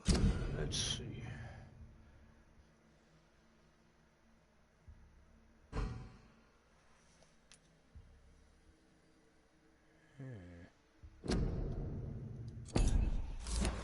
Mr. Connor's injuries don't match the report. I'd better look into this.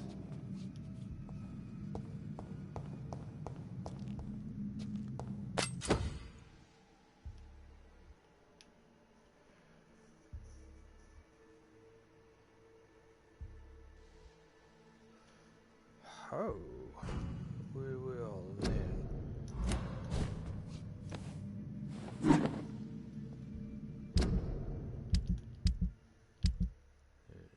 Ha!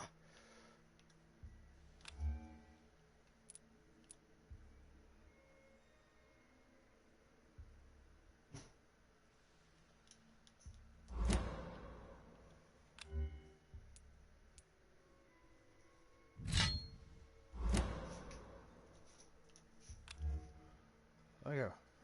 Ooh, how long did you put that in there? That cup is hot. A minute. Really?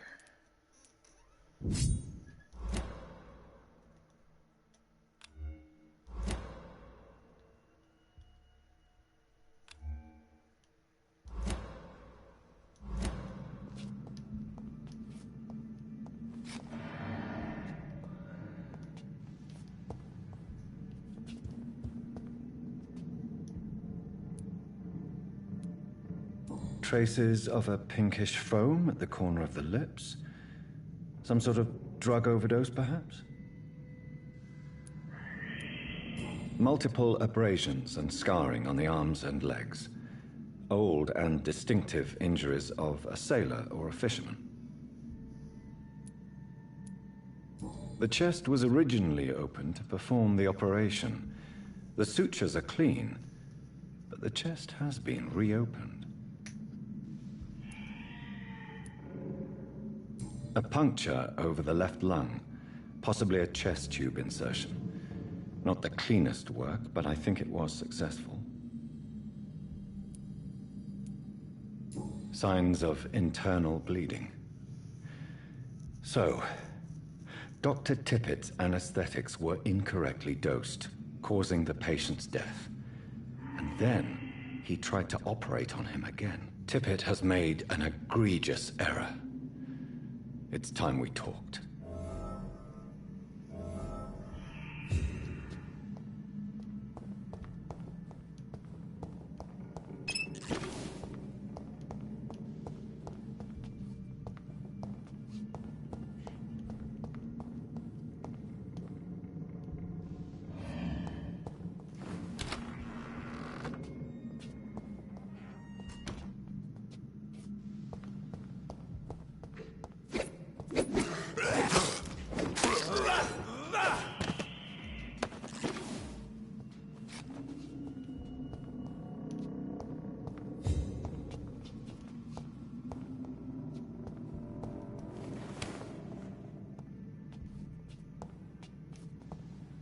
Well, damn, where are we going? Aha.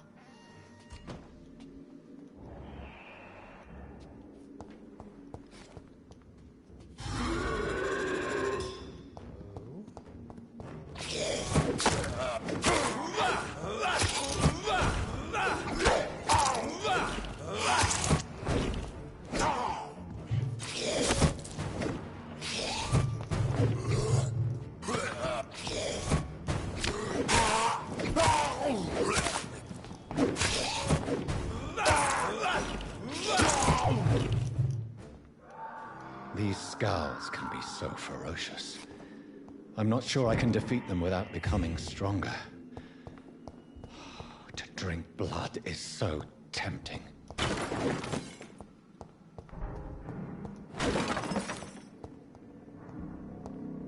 Sodium hypochlorite. Dangerous to administer, but efficient in the proper dosage.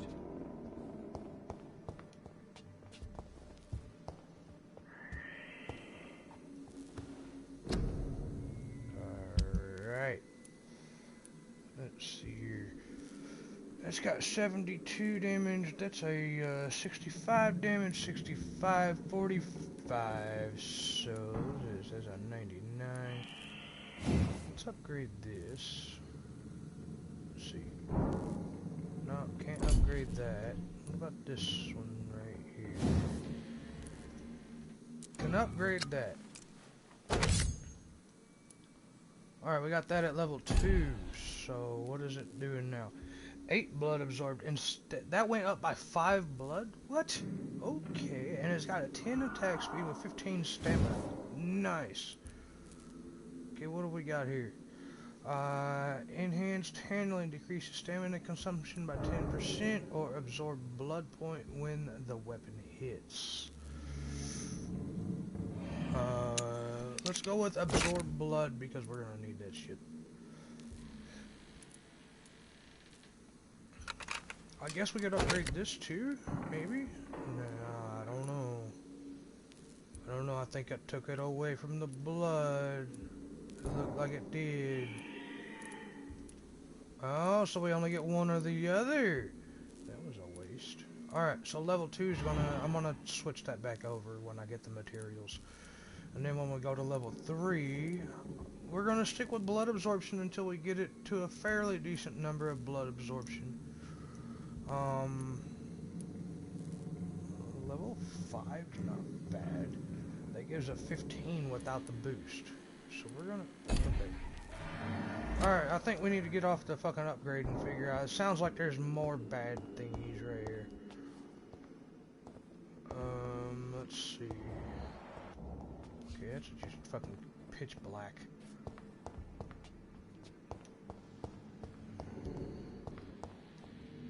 Alright, we got more material there. There's definitely more in here, I just don't know where they're at. And I swear, I think that thrall fucking split himself into two? I don't know how the hell you do that. But hey, whatever. Craft the treatment for fatigue. Interrogate. Okay, so we do need to come here to the crafting station. So we need to craft, what is it, this one here?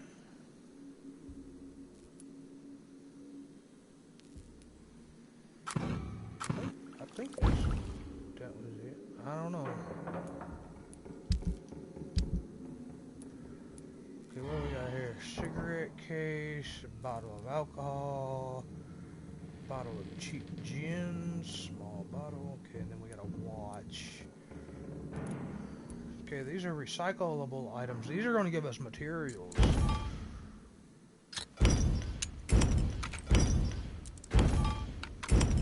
Yeah, see? Okay.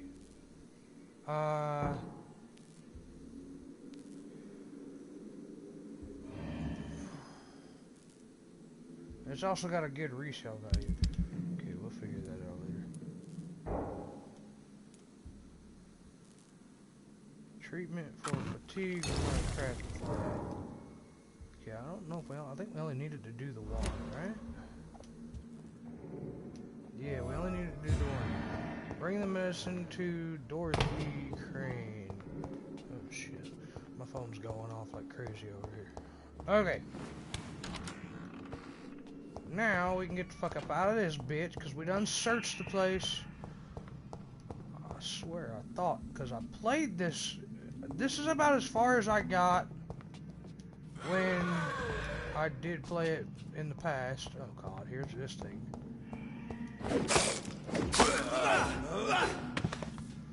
Okay, I swear there's a boss up here, but I could be wrong. It just could be the respawn of all the thralls.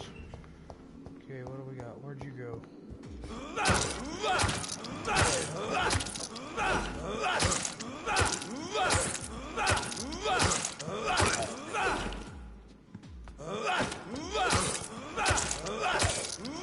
Okay, we're just gonna kind of be building up blood right now. Hey! Die. Shit. Okay, we got another watch here. So... Oh, jeez.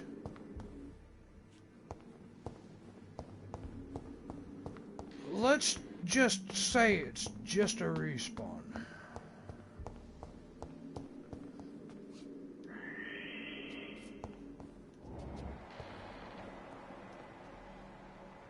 Because that's all it looks like to me.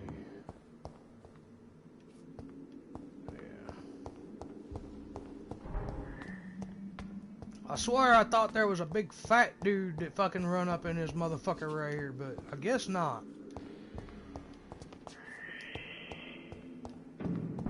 Oh, them motherfuckers is just outside, isn't they? Okay, so I'm just gonna go out the front door. Loading scene.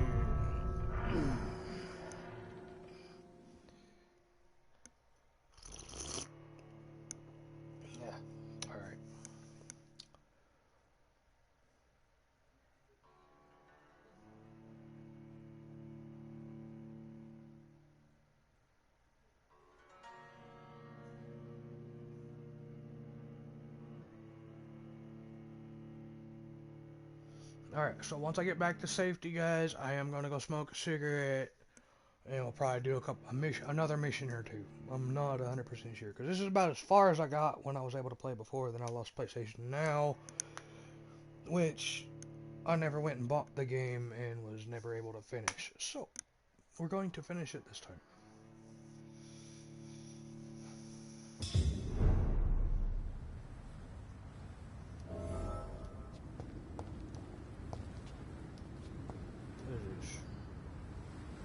Oh, don't tell me it fucking froze. There we go. Just a little lag from the loading, I guess. Alright, where is Dorothy? Dorothy, are you inside, outside, upstairs, downstairs? I think you're just right over here somewhere. How long must I wait, damn it? Blaming me will not further your agenda, sir. How long's it going to take to fix me properly? A month? A year? Finally, you've returned, Doctor. Did you find anything of value? Yes, nurse. You've worked your first miracle, Doctor. Now, this patient here needs immediate treatment. Duty calls. When the storm has passed, I'll show you how to mix the remedy yourself with the same basic ingredients. Many thanks, Doctor. When you've finished, you ought to report to Dr. Swansea in his office. He's been looking for you. Seemed pressing.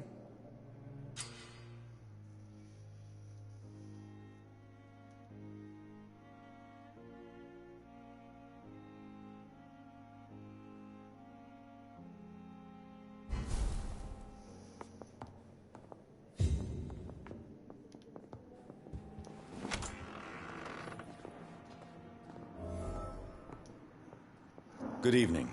I'm Dr. Reed. Can I help at all? No. Really? Why are you here, then? I don't want to talk. My throat hurts too much. I suppose that this pain is the reason you're here. Is someone taking care of you? Yes.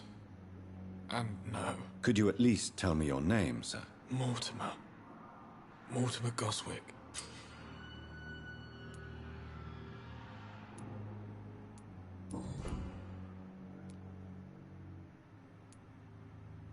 How painful is your throat, Mr. Goswick? So painful I'd rather not talk at all, Doctor.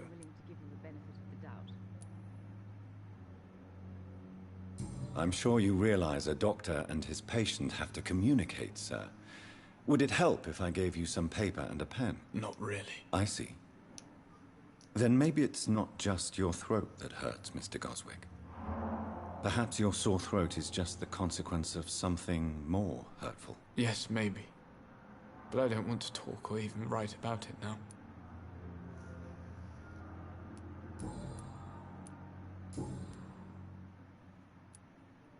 Tell me about yourself, Mr. Goswick. I don't want to talk, Doctor. But in the circumstances, I'm willing to give you the benefit of the doubt. I have to go now, sir. But don't hesitate to contact me if you need any help. Good evening, sir. Doctor. Good evening, madam. Can I help you? It's my son who needs you, sir. I'm Dr. Jonathan Reed. How can I help your son? I'm Beatrice Goswick, mother of Mortimer Goswick. Could you check on him, please, Dr. Reed? I've heard much of your talents as a physician.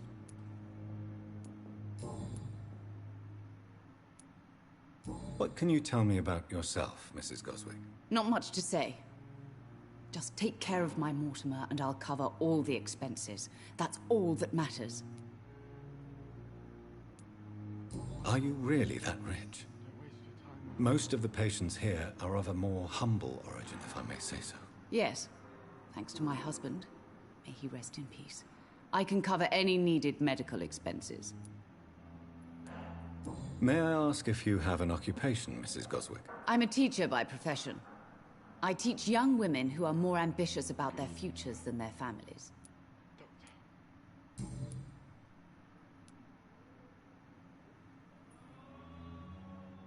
What do you think of your reception here? Any complaints? I have had the uttermost reservations about this hospital since we arrived. But we had no other choice, considering the state of emergency. Is there something in particular that's bothering you? Some of the staff were not especially welcoming. I suspect they're not accustomed to dealing with patients of such social standing.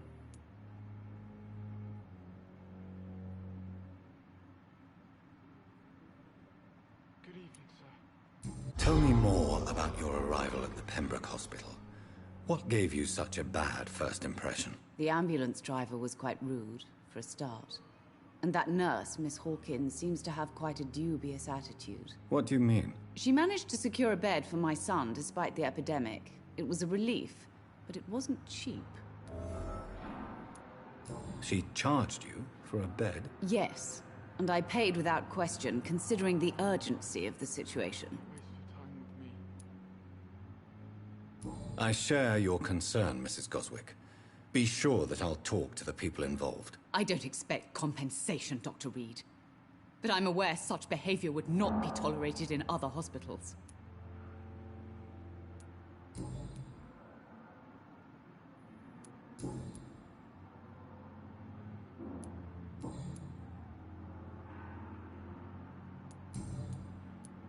Goodbye, Mrs. Goswick. Good evening, Mr. Goswick. How are you? I'm okay.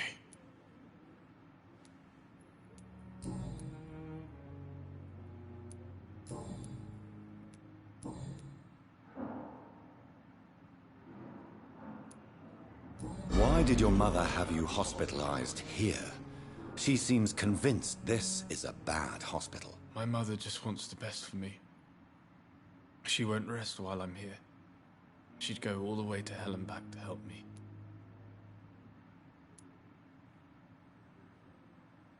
Pembroke Hospital may look unorthodox, but rest assured you're in good hands here. It's not me you have to convince, Dr. Reed. It's my mother. Is your mother bothering you? As your doctor, I can ask her to leave you alone if you would prefer. That's tempting, Doctor.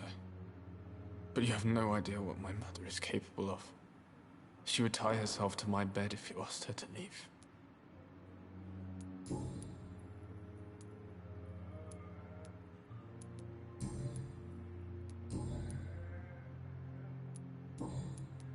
I have to go now, sir.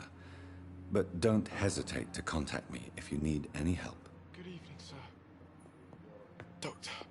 Reads me like a book. Good evening, Doctor.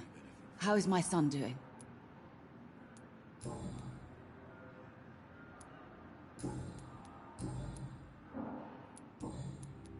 Goodbye, Mrs. Goswick. You always knew the words to calm the children, Ellen. As for me, what a blundering idiot.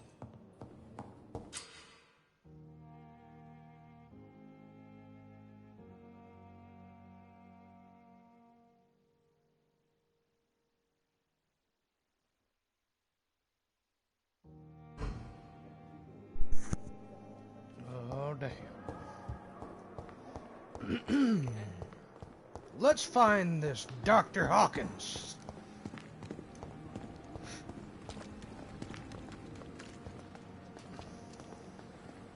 Good evening, nurse. I'm Dr. Jonathan Reed, the new surgeon here at the Pembroke. Dr. Swansea has already told us about you, sir. I'm Nurse Gwyneth Brannigan. Welcome to the Pembroke Hospital. Did he really? It's a good thing I wasn't hoping to keep a low profile. All members of staff have already read about your new blood transfusion technique. Dr. Swansea made sure of that. I see. Well, I'm a little surprised, but I suppose I'll just have to deal with this unexpected notoriety. You must know, blood transfusions are Dr. Swansea's primary subject of research. He is convinced it is the future.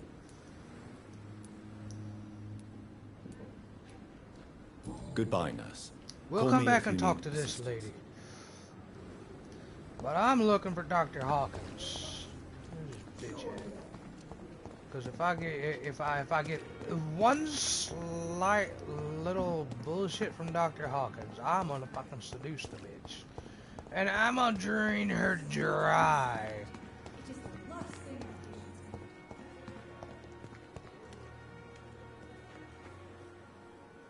Good evening, sir. I'm Dr. Jonathan Reed. I'm new here. I've already heard about you, Dr. Reed. I'm Milton Hooks, the ambulance driver for this shithole of a hospital. That's quite a blunt introduction, Mr. Hooks. You can call me Milton. I like to speak my mind, Dr. Reed. Perk of the job. Don't judge me, and I won't judge you. I'm not sure I understand what you're talking about. Well, I'm no doctor, but I'm pretty sure a gun can't be used as a surgical instrument. You have a keen eye. I learned to shoot during the war, and have carried one ever since. Old habits die hard. No need to explain, Dr. Reed. And if you ever need a better gun, remember, I may have something for you.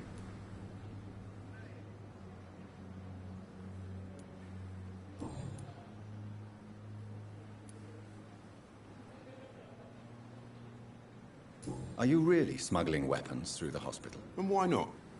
I've already been attacked by patients, you know. And by gang members willing to steal my money. But you're not defending yourself. You're selling guns to civilians. You keep people alive your own way, Doctor.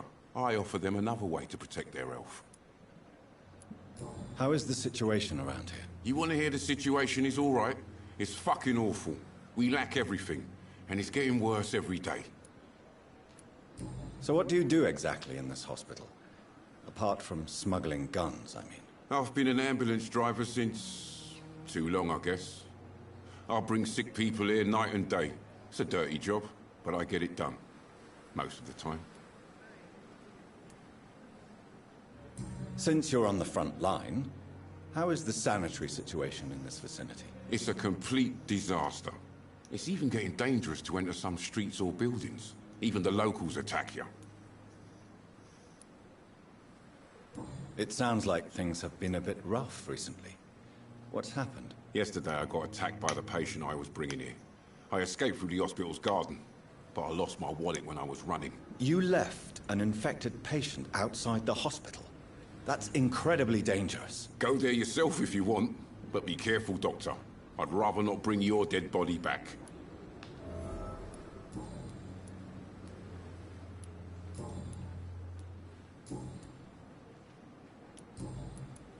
I'd like to see your goods. Wise choice, Dr. Reed.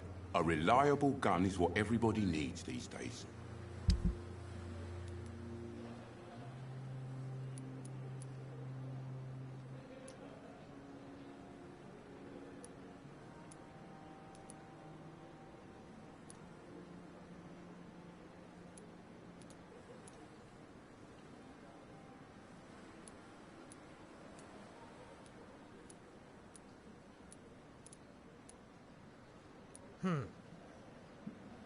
Okay.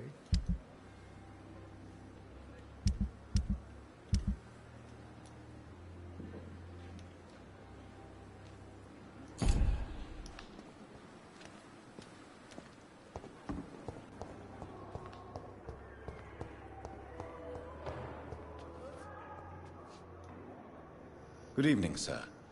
Can I help you? Unless you're here to fix my face. No. I don't think you can help me. I'm Dr. Reed. I've recently taken the position of head surgeon here.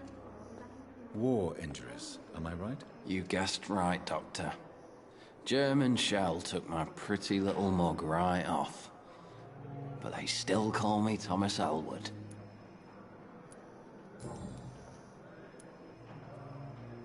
How is your stay with us, Mr. Elwood? Oh, it's bliss. I just escaped death in the trenches to be surrounded again by the moans of the dying. Can I ask you precisely why you're a patient here? It's the pain, sir. The drugs don't work. It just hurts under the scars, if you get my drift. Can I do anything for your pain? Nurses gave me a bunch of pills. No effect. Told you. It's like the flames are under my skin, burning away. Who is treating you? Is someone in particular looking after your case? Nobody since the old and tired doctor spoke to me. Started to think I was forgotten about. Wouldn't blame you. You don't seem worried by that. My face hurts so much more when I smile or cry. I've learned it's easier not to speak. But be assured I'm smiling inside.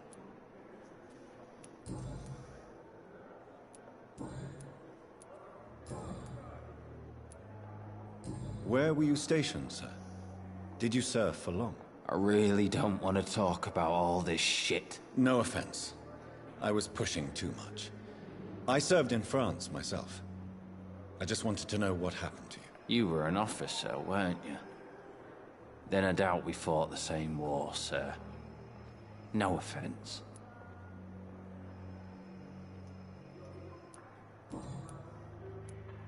Goodbye for now, Mr. Elwood.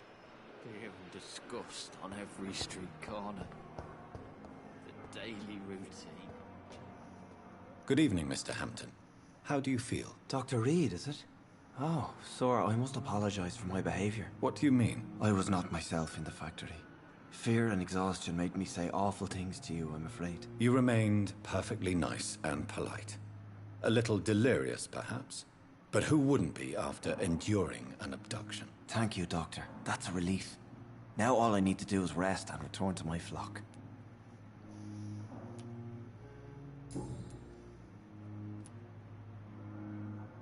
How did you end up in William Bishop's den? I had received alarming news about his recent behavior. I went to his place and he refused to let me go. Why did he abduct you? William was an alcoholic. His addiction suddenly changed to blood. I don't know why. Just like a patient I met here. This Miss Hawcroft. You dared to enter this awful place alone. You're a hero, Mr. Hampton.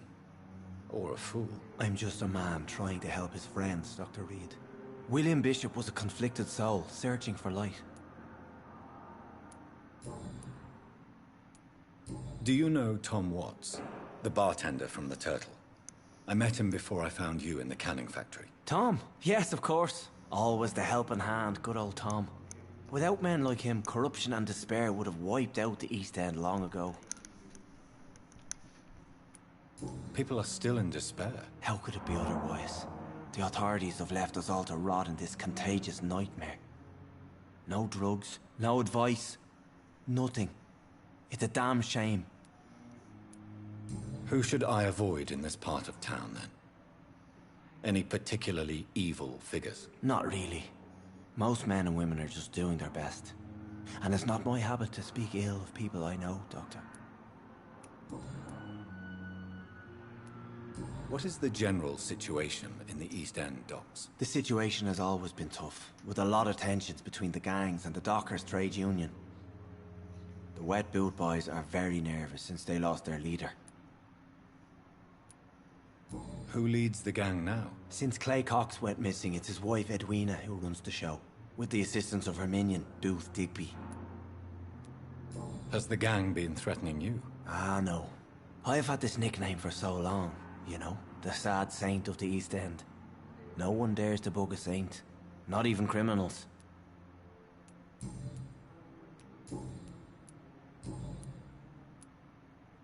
What do you do for a living, Mr. Hampton? I can't help but notice the cross around your neck. I manage a night asylum for the poor and homeless of the docks, and I try to guide the lost and hesitant on the right path to our Lord. Are you a priest, Mr. Hampton? A deacon, maybe? Not at all, Doctor. I'm just a man of faith willing to preach the good word. Why didn't you use your cross against William Bishop? To repel him somehow? That's a very strange question, Doctor. A cross is no magical token, if that's what you were trying to say. Not mine, anyway.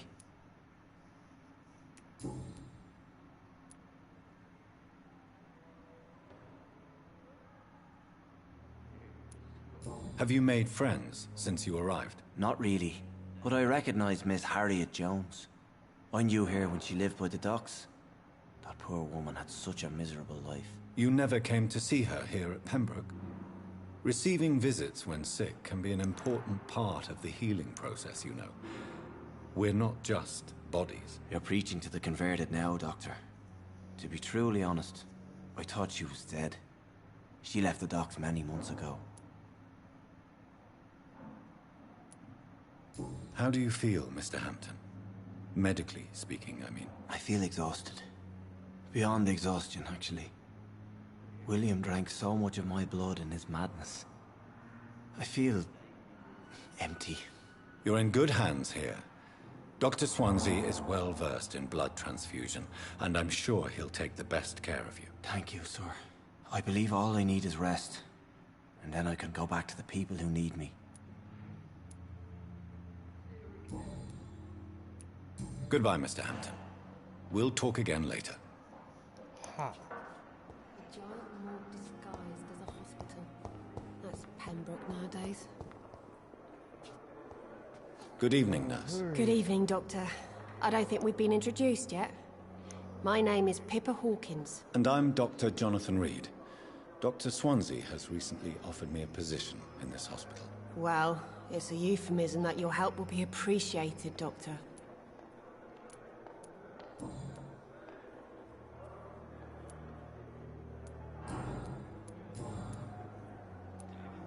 How would you describe the situation at the Pembroke Hospital? It's serious. The flu is wreaking havoc amongst the staff and patients. We are running out of everything. You must get a hold of yourself, nurse. Sorry, I'm exhausted. No one has any idea when this epidemic will be over. Nurse Hawkins, the Spanish flu won't last forever. Even the Black Plague didn't kill everyone. I wish I could believe you. But what if this epidemic was worse? What if in the end, nobody was spared?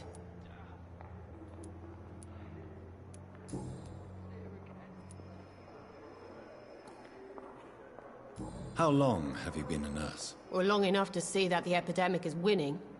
And no matter how qualified you are, don't tell me you'll change that.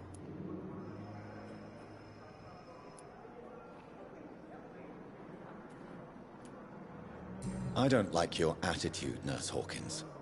Pessimism can be as lethal as the epidemic in times like these. Sorry, Doctor.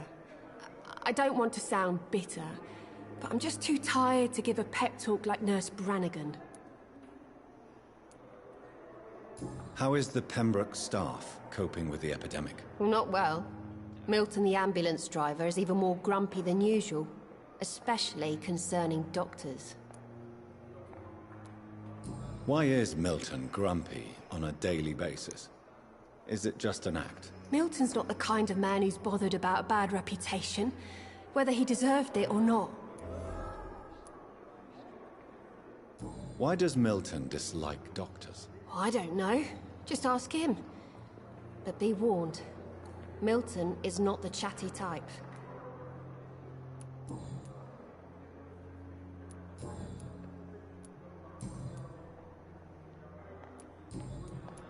Goodbye, Nurse Hawkins.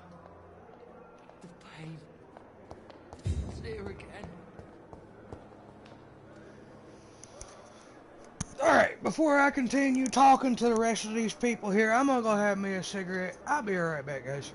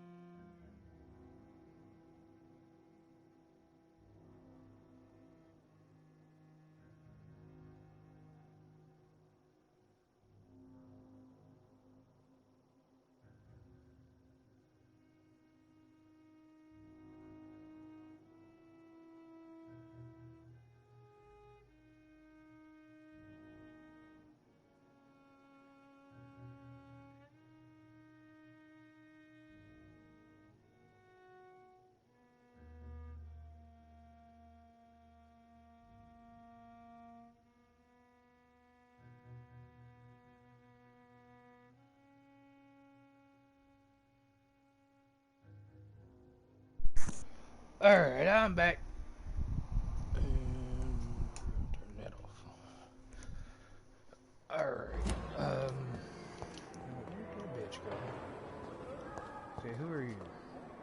Good evening, Nurse Hawkins. Good evening, Dr. Reed. Nope, never mind. I don't need you. Goodbye, Nurse Hawkins. If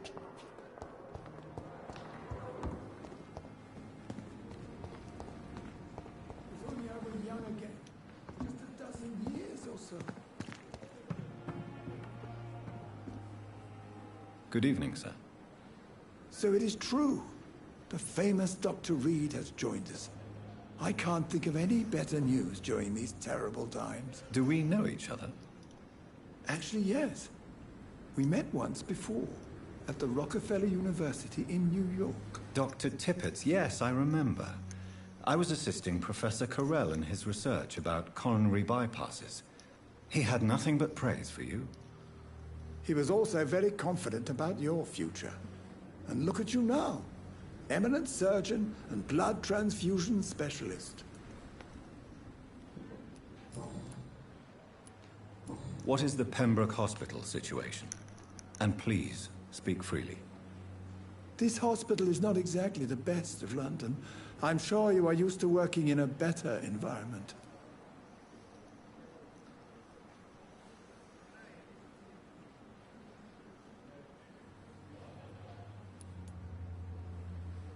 It's more than enough.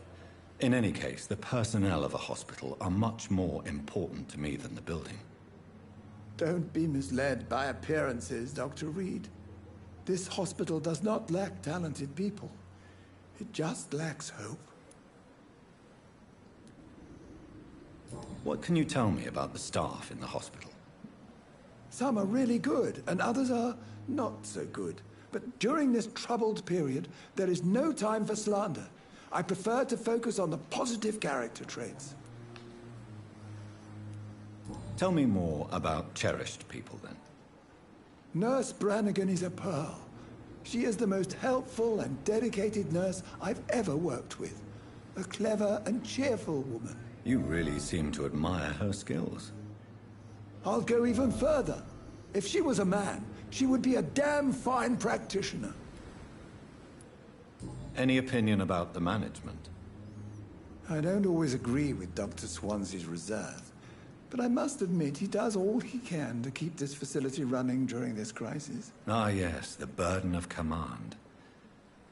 I was fed up with this concept while serving as a medical officer.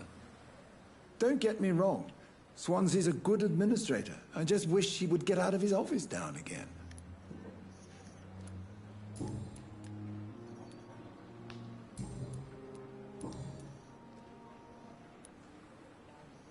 Corcoran, I want you to tell me about Mr. Connor.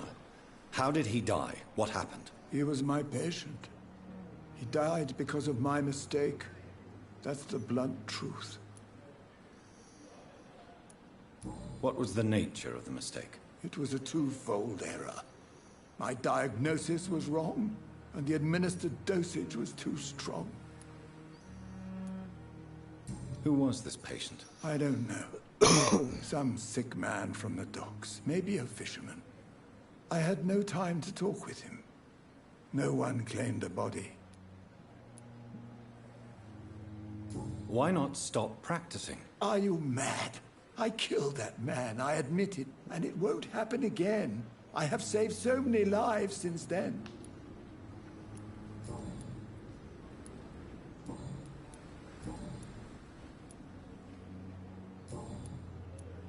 Goodbye, Dr. Tippett.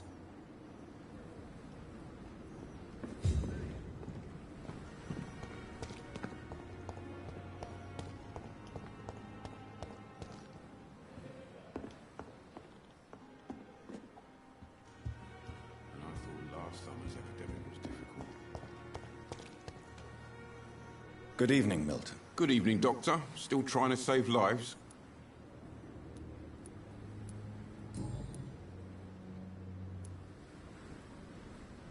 Why do you have such a mediocre reputation among your colleagues, Milton? Fuck them. Nobody knows the horrors I've seen since working here. This city was sick long before the epidemic, Dr. Reed. I know it's a difficult task, but correct me if I'm wrong. Is this not the job you are paid to do? I've seen babies left to die while their brothers were properly fed. Underage girls and boys sold to all manner of perverts. I'm sorry, I don't know what to say. Yeah, exactly. We lack words. So excuse me if I don't look on the bright side of life.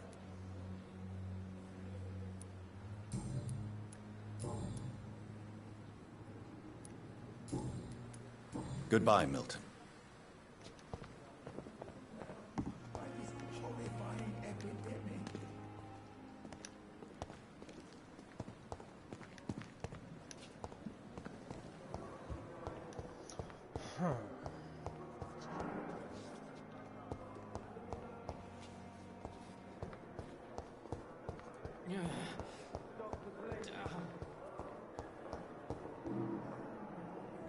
Good evening, Doctor. I believe we're going to be working together. Dr. Reed. Dr. Swansea informed us of your arrival, but I could not dare to believe we'd have such good fortune.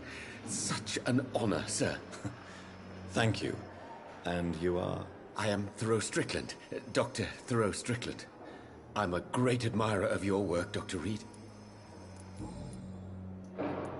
Please, could you tell me something about yourself? I'm a great admirer of your work concerning blood transfusion, Dr. Reed. I run my own experiments. I'm convinced it's the future. What made you choose to be a doctor? I'm not ashamed to admit you and your work have inspired me. I am honored to have the opportunity to work by your side.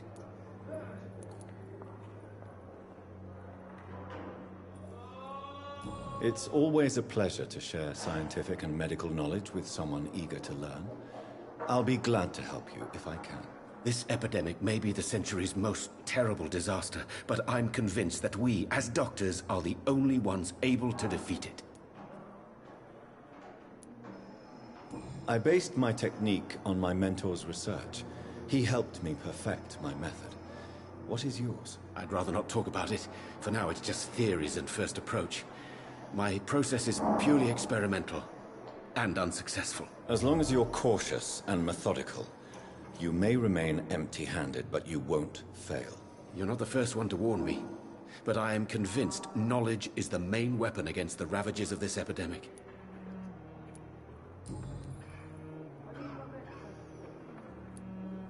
What can you tell me about the Pembroke? Well, it has always been an honor to work with Dr. Swansea. But with your arrival, I can't think of a better opportunity to learn about blood transfusion. You seem quite optimistic. It's a rare and precious attitude in these difficult times. I'm convinced that this epidemic is a test of endurance and dedication for us men of science. Questions remain about our capacity to resolve the situation. True, true. Last summer, during the first wave of the epidemic, I used to joke with Milton about the extra work. We're not smiling now. Do you need help with anything in particular? Well, yes, maybe. I'm waiting for a batch of products I ordered for my personal research, yet my supplier seems to have vanished. Do you want me to play the errand boy for you? Oh no, Dr. Reed. But if you went personally to his shop, what with your reputation and all, he wouldn't dare to refuse the products I need. I see. Well, give me the address, for I may pass by if I have time.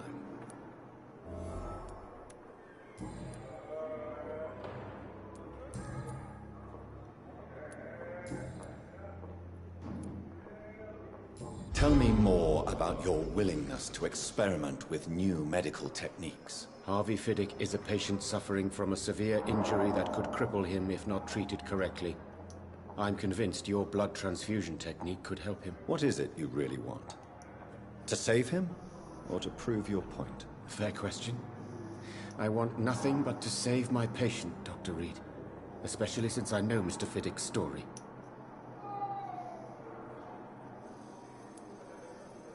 This personal involvement could also appear to be a lack of impartiality. You must know that a good surgeon must remain neutral. I agree.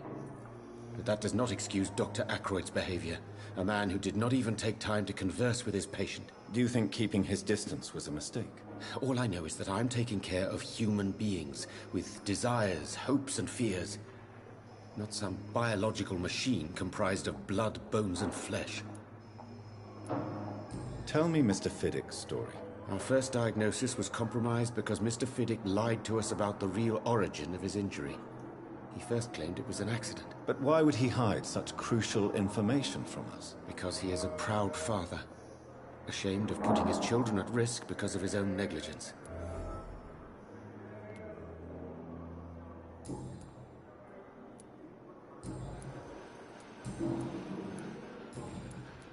Goodbye, Dr. Strickland.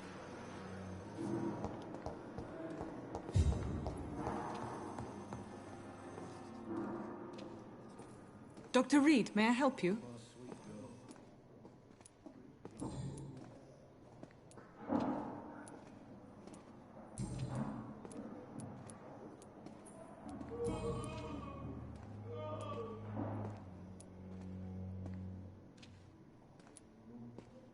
For how long have you been working here, Nurse Crane? I first volunteered at the Pembroke in 1911, a few months after Dr. Swansea was appointed. And before you arrived here? If you must know, this was my first job. Well, Dr. Swansea certainly has confidence in your abilities. Are you in charge of the nursing staff? Not in an official capacity, but the Pembroke doesn't always work above board, so to speak.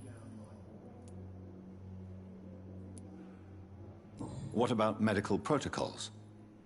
Dr. Reed, we don't have the money and resources here at the Pembroke like they do in the West End. We do what we can. How is the duty roster organized? Everybody works until they can't. If there's time, they'll eat a meal and shed a silent tear.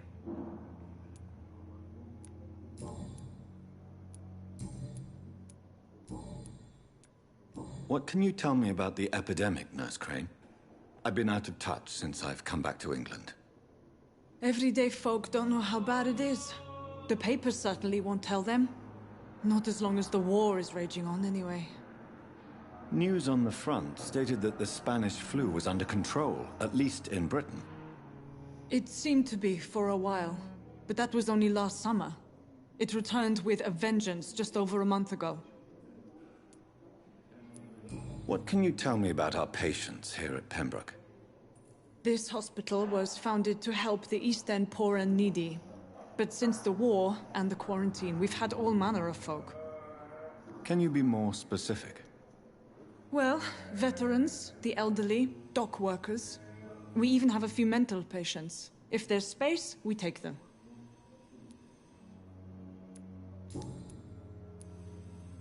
I'll see you later, Nurse Crane.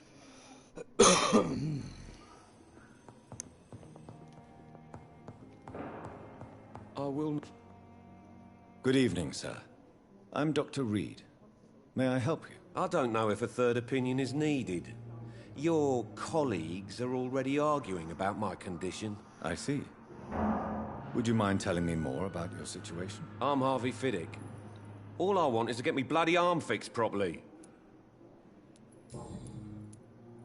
Tell me about yourself, Mr. Fiddick. I'm just a regular guy waiting to get his arm fixed, so I can return to work and to my family. I was more curious about what you were doing before being hospitalized. I'm a carpenter, and a good one too. But that means I need both arms to feed my family, Dr. Reed. Tell me about the doctors who are arguing about your case. Strickland and Ackroyd. They both want the best for me, but there's a lot of pride there. Doctors are no different from carpenters, it seems. What do you mean? I often had professional arguments with rivals on a building site. Difference is I disagreed about wood and nails, not flesh and bones. Are you satisfied with your treatment here? Well, it's clear that I've chosen a bad time to be injured. Forgive my bluntness, but you seem overwhelmed by cases of the flu. I won't lie to you about it. I'm afraid we are. Are you sure you don't want to operate yourself, Dr. Reed? I have the feeling you're very capable. And your colleagues seem to think so too. In other circumstances, you would be right. But for now, I don't think I can take on the responsibility. My apologies.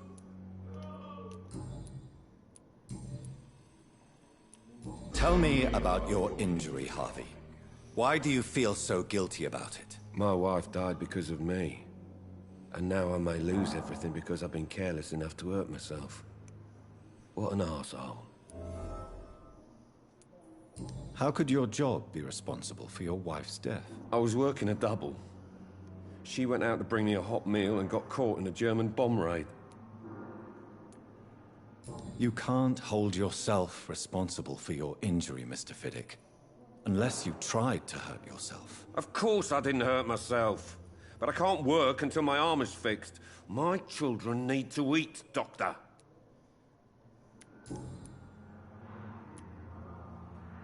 Tell me more about the death of your wife, Harvey. 1915.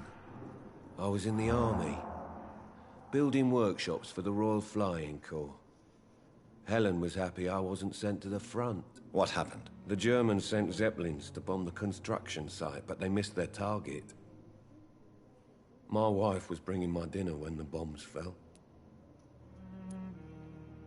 I'm sorry for your loss. So many died during the bombings. I served in France and witnessed the carnage there. I would like to say that she didn't suffer. Truth is, I have no idea. I just know that I'm all that me kids have. Poor little bleeders. How are your children after losing their mother? They were smaller then. The only good thing about this is my Helen didn't bring them with her that night.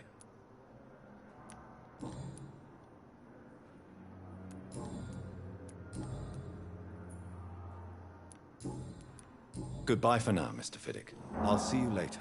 You always knew the words to calm the children, Helen.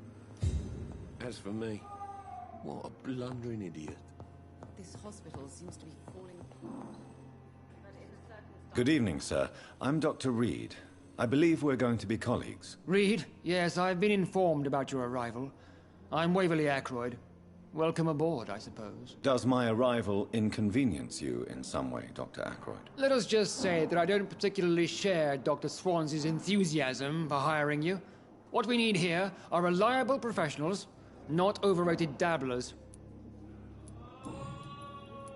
If you have a problem with me, Dr. Ackroyd, please feel free to tell me. Dr. Swansea has imposed your presence on this hospital without asking anyone's advice. The benefit of his position. But I don't agree with it. I know we've never met before, but I believe this hospital could use all the help it can get. You will agree with that, I'm sure. Oh, but I have heard about you, Dr. Reed. Of course, you can't say the same about me, since I have not wasted my time courting the press.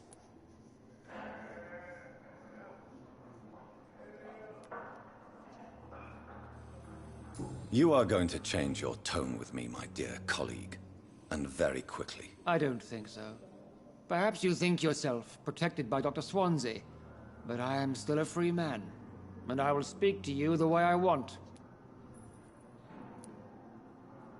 Since your tenure in this hospital is longer than mine, perhaps you can tell me more about this place. Let's just say I'm tired of the carelessness around me.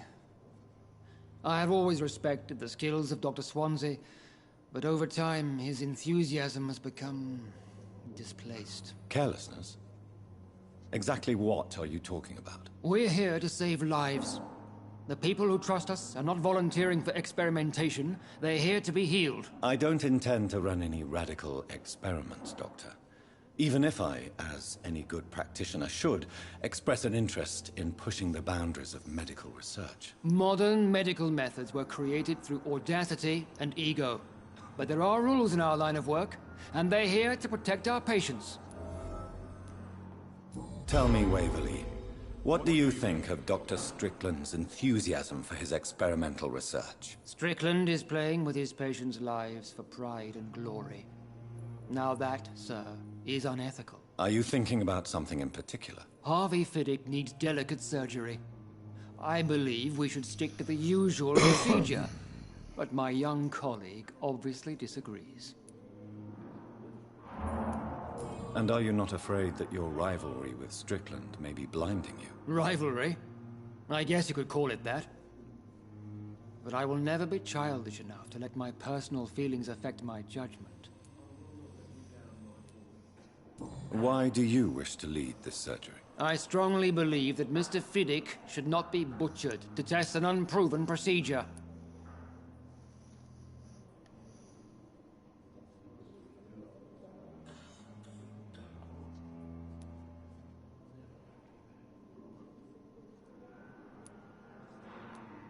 I really hope you're right about this, Dr. Ackroyd. I'm trusting your judgment on this. I'm not the kind of man who runs away from his responsibilities, Dr. Reed. There is no need for you to be looking over my shoulder.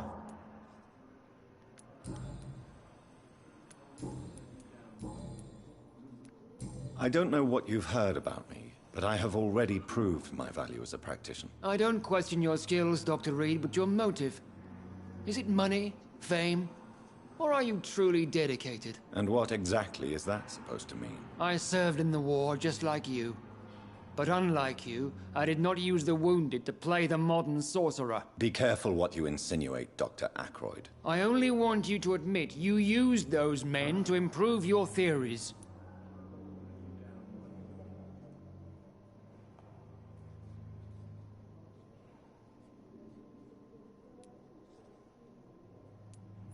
Knowledge has always been and will remain our main weapon, and it has always come at a price.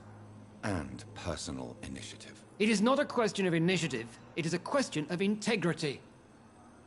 These men and women have put their faith in us, Dr. Reed.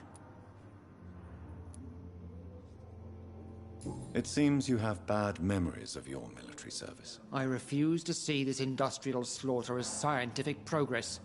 War only reveals the worst in men. We can at least agree on something, Dr. Ackroyd.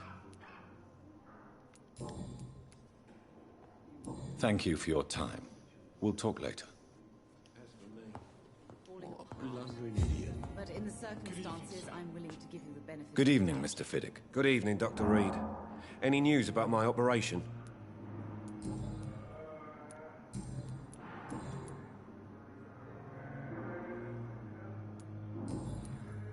Goodbye for now, Mr. Fiddick. I'll see you later. My sweet girl. Reads me like a book.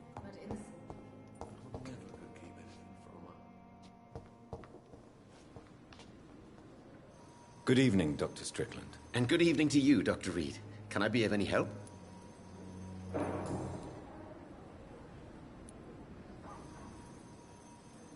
What do you think of Dr. Ackroyd's aversion to modern medical methods? It's a shame he's so narrow-minded.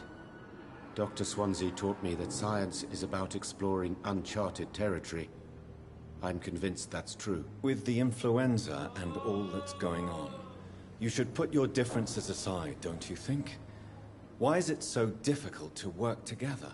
I believe that if Dr. Ackroyd had been the one to discover the transfusion process, he would be the first to recommend its use. So you believe it's just a question of jealousy and pride? Dr. Ackroyd is as proud as he is blinded by his obsolete concept of medical science.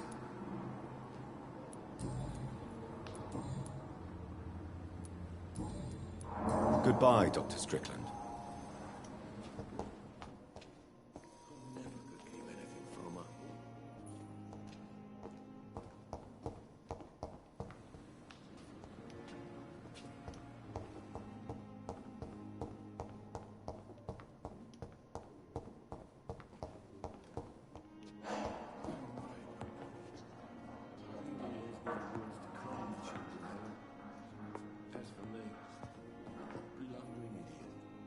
Good evening, Dr. Strickland. And good evening to you, Dr. Reed. Damn, Can I be of any help?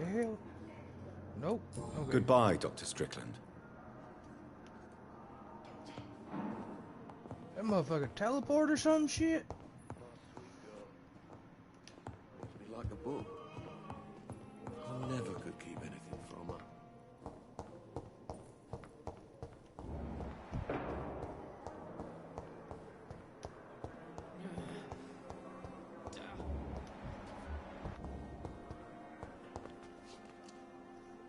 Good evening, Nurse Hawkins. Good evening, Dr. Reed.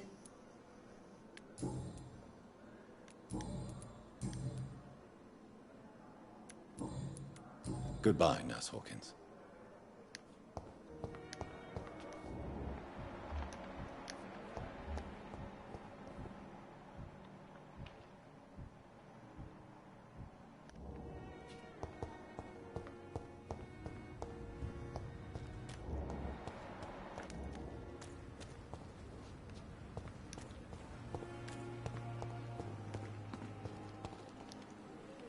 Good evening.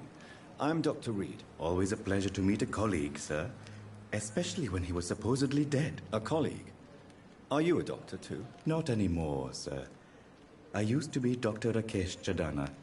Now, I'm just Mr. Chadana, pawnbroker and humble guardian of this morgue. What do you mean, you used to be a doctor?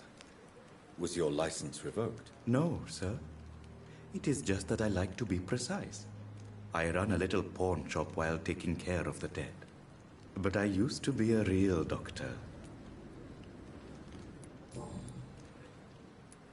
Are you afraid or uneasy being surrounded by so many corpses? Why should I? These bodies are empty vessels. Flesh left to decay. Poof. No soul anymore. All gone. An interesting point of view. And quite an exotic one, too. Most people fear, or at least have a respect, for dead flesh. Sir, as a medic during the war, I learned to face my death and the death of others. It's the pain we have to tame, not death itself. How did you get this job? After I left the army, I worked as an undertaker down by the docks. A dangerous place with many an unpleasant business there. Milton Hooks helped me get a job here.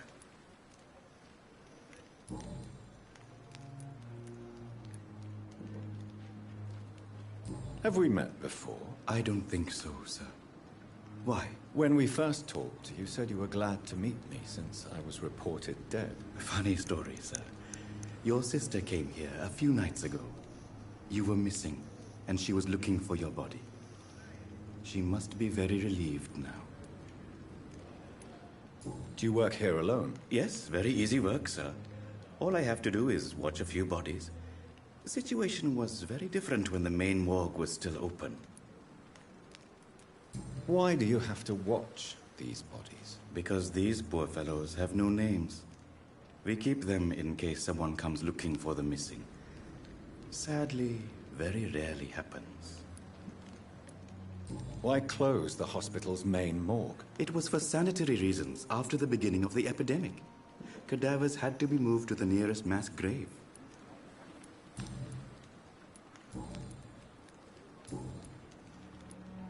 A pawnbroker? I expect you get all types of people here. Yes, sir. All kind of people. For I sell all kind of goods. Who comes here to trade with you? It's very unhygienic, even unsafe. Diseases can spread. For the customers, for the hospital. I'm very cautious, sir. I've been a doctor, remember? And all my clients are good people. In fact, I think I only know good people. What kind of goods? With the quarantine, it's not always easy to buy things.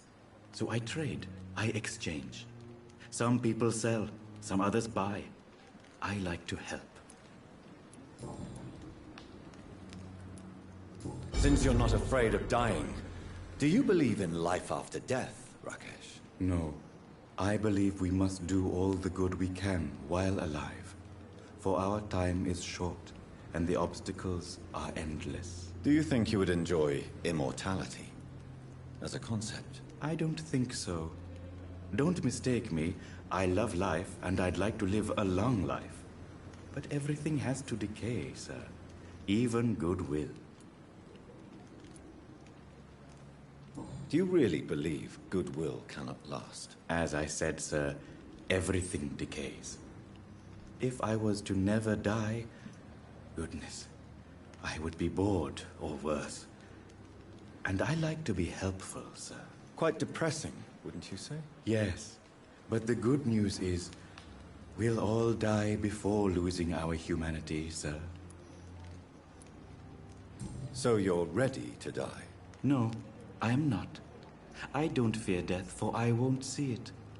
What troubles me is the pain my death will inflict to those I know. You're a wise man, Mr. Chidana. No, Dr. Reed. I am a foolish man. But I like to think otherwise.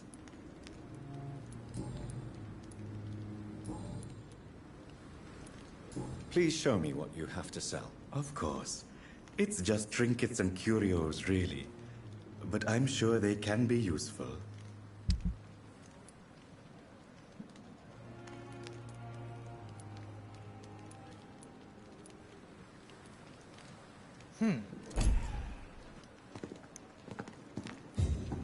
It's locked.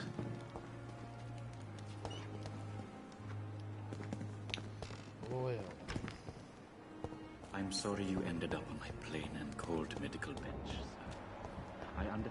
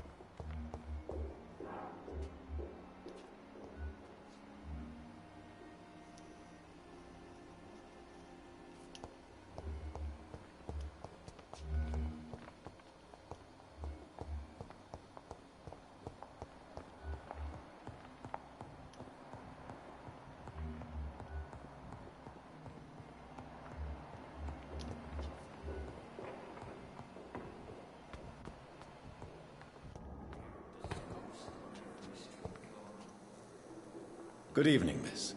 I'm Dr. Reed, the new surgeon at the Pembroke Hospital. And who are you? Your name has no meaning to me, mortal. You're nothing but dust blown by the winds of eternity. I beg your pardon? What are you begging for, mortal? My clemency? Well, tonight maybe I'm inclined to mercy. You'll never forget the night you met Thelma Howcroft. You keep calling me mortal. Why is that? And if I'm mortal, what are you? Well, Dr. Reed, if you must know, I'm a vampire. And why do you believe you're a vampire? I don't need to believe anything. It is what I am. It is what I feel within this hollow shell of flesh. Please, describe to me how you feel. What is it like to be a vampire? I can hear my body crumble from the inside as my flesh cracks and fades. I sense the last pulse of postulant blood within my drying veins. I need new blood.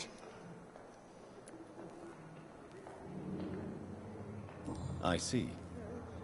Have you ever heard of Cotard syndrome, Miss Howcroft? Never. It's a mental illness discovered by a French neurologist named Jules Cotard.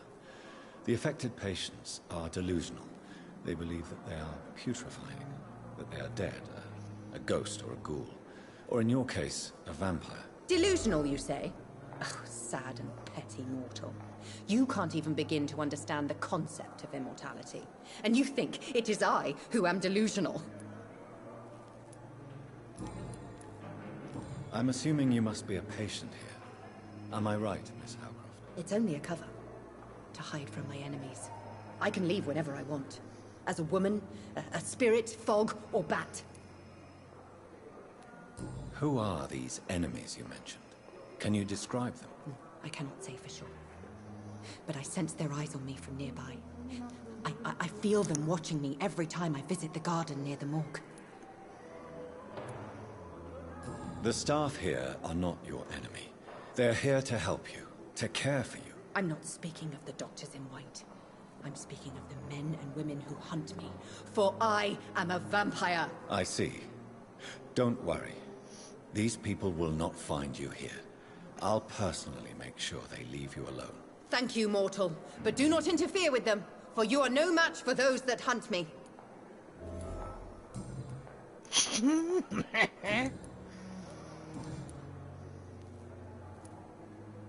Who are you really, Miss Howcroft? I mean, apart from being a vampire. Is that not enough for you, puny mortal? What do you require? Hmm? Proof of my powers? I'm curious to know who you were before becoming a vampire. Oh, such a long time ago, I don't remember. Centuries of unholy life can have strange effects on one's minds, you see? I'll leave you, Mistress of the Dark, to your nocturnal activities.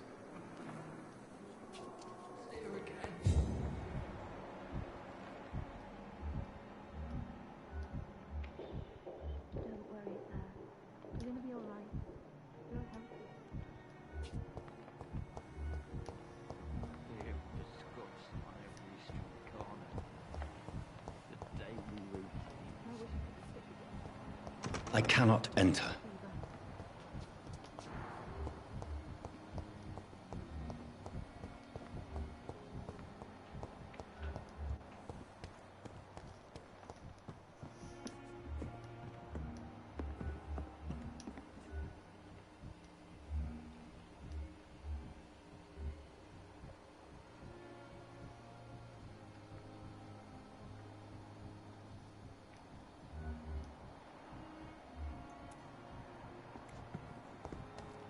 Pembroke is so lucky to have Dr. Reed, you know.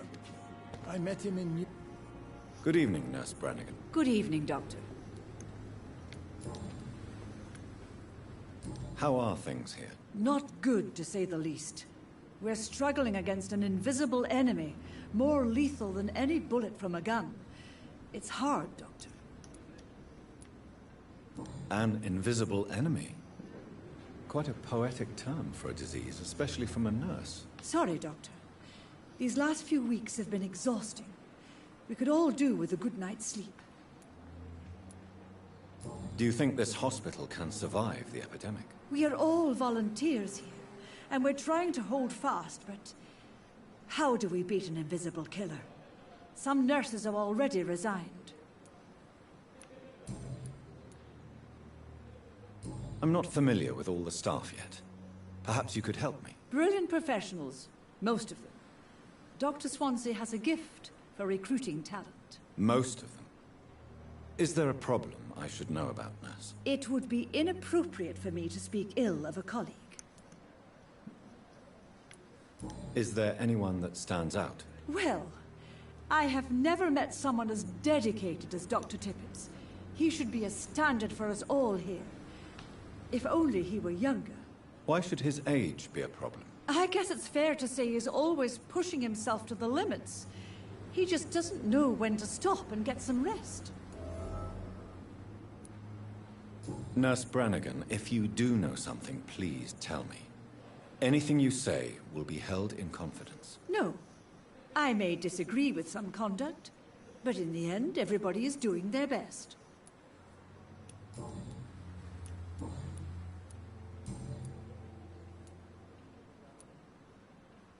Why does Dr. Tippets claim you're the main reason he keeps working, despite his fatigue? If it wasn't for him, I probably would have left the Pembroke years ago.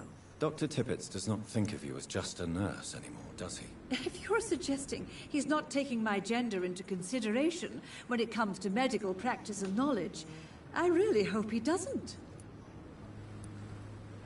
Tell me what Dr. Tippets did. I know his mistake caused a patient's death. If I had not covered up his error, Dr. Tippets would have been fired from this hospital. I could not let that happen. You can't allow your emotions to dictate your conduct concerning patients, Nurse Brannigan. Look around you, Dr. Reed. Do you really think we can afford to lose a brilliant practitioner like Dr. Tippets in our situation?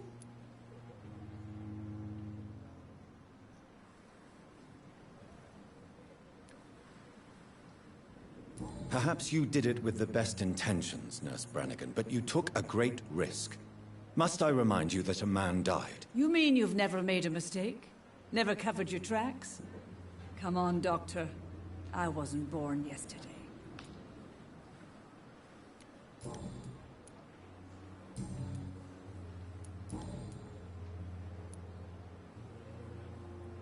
I've decided that I won't reveal Dr. Tippets.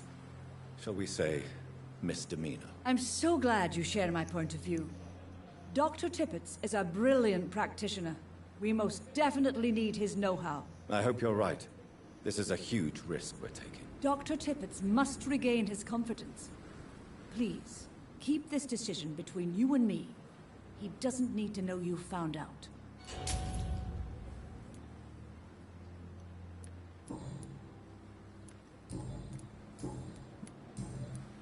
Goodbye, nurse. Call me if you need assistance.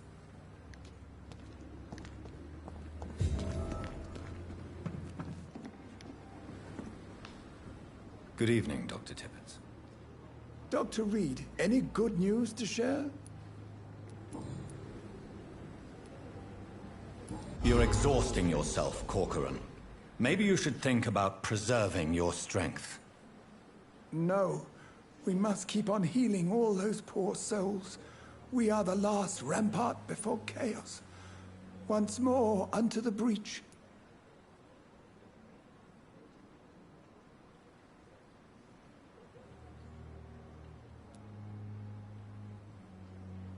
Your attitude is irresponsible, Doctor. Believe me, I've seen so many medical errors caused by exhaustion during the war. You're right. This is a war, Dr. Reed, and I don't intend to surrender.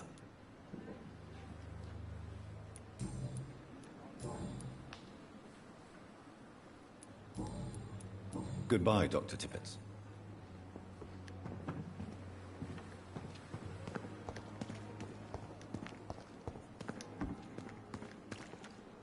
Now where'd that bitch go?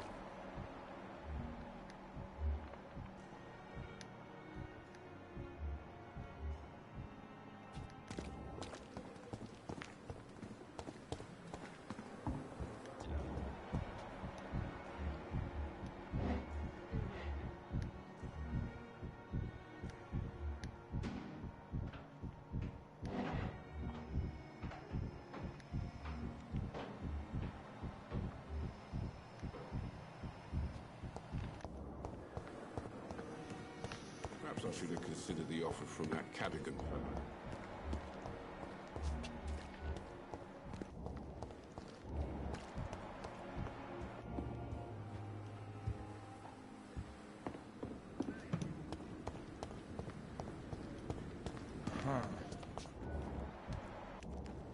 Another night with the glorious battalion of Pembroke.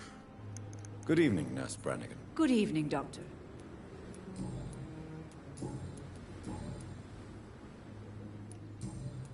Goodbye, nurse. Call me if you need assistance. And I thought last summer's epidemic was difficult.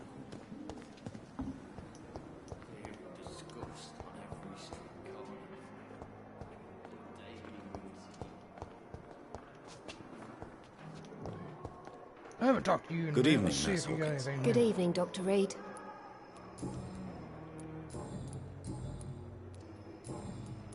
Goodbye, Nurse Hawkins.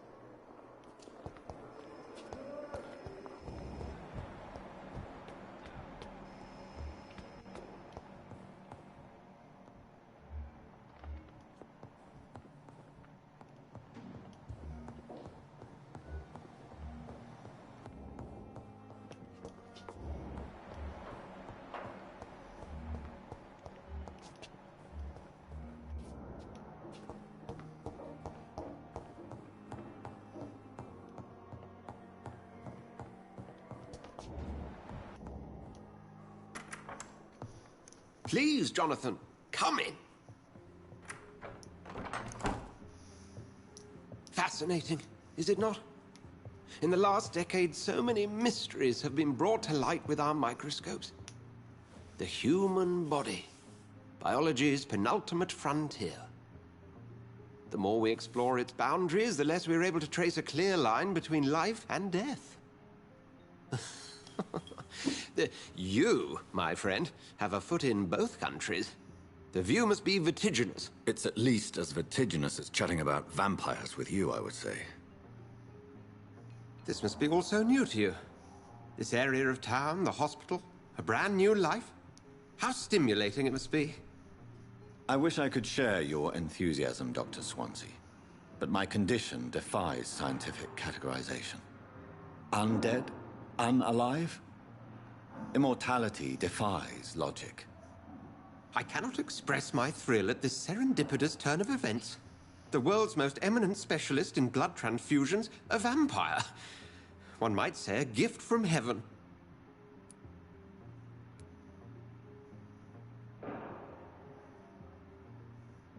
It may seem strange, but your words have brought me some comfort here. Forgive me. I've been an admirer of your work for a long time, and now you are so much more than a brilliant physician. And please, call me Edgar.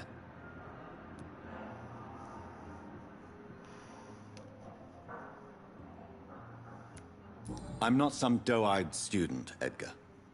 I understand we both have something to gain from this relationship. Very well. I have a task for you, Jonathan. Something that will require all your newfound skills. Please, go on. The Pembroke only survives through the generosity of our benefactors. Unfortunately, our main donor has found herself in a bit of a bind. Now, if you could help her out... A spokesman or politician is what you need. That's not my calling. And until I come to understand what has happened to me, I require discretion. Discretion is in order, Jonathan. Lady Ashbury has recently received rather indelicate correspondence that, if revealed, would jeopardize her position. And you would like me to eradicate this threat? By the stole, of course not. I would just like you to pay her a visit. Her ladyship is certainly near the tents outside, tending the sick. You can't miss her. Look for someone impossibly delicate. Accepted.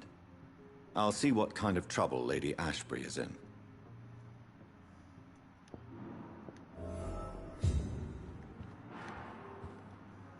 Do you need something, Jonathan? I have just a few questions. Then ask away. I'm at your service, Doctor. You mentioned something about a secret society. A brotherhood, if I recall. Could you elaborate? Certainly. I've been a member of the Brotherhood of St. Paul's Stole for several years. We are pledged to monitor and report vampire activity in England as impartial scientific observers. That explains your nightly wanderings about the docks and the questions you ask. I feel it wasn't mere coincidence that led us to that part of town. There was something as yet unseen that set those chain of events in motion. Yet you don't fear me. And still, you know the monster that lurks beneath the civilized surface. The Brotherhood has studied your kind for centuries. We believe you are as supernatural as a lion is to a gazelle.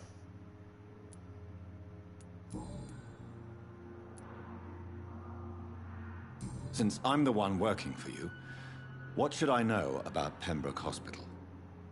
Well, for many years, we have been the only medical facility in this part of town that people can rely on. We support the community here, as well as provide health care. Where do we stand today? Oh, to be honest, we cope on a day-to-day basis. The first wave of the Spanish flu last summer took us by surprise. We lack many of the basic necessities needed. What do you expect of me? What we need is hope. You were a soldier. This is a war. This white coat's still a uniform. We fight to help the poor, the sick of the East End, the forgotten. Since you seem quite the expert on vampires, what could you tell me about my condition and how it came about? As men of science, our first step is always to start with what we know. Forget the myths, the hackneyed scrawlings in the penny dreadfuls.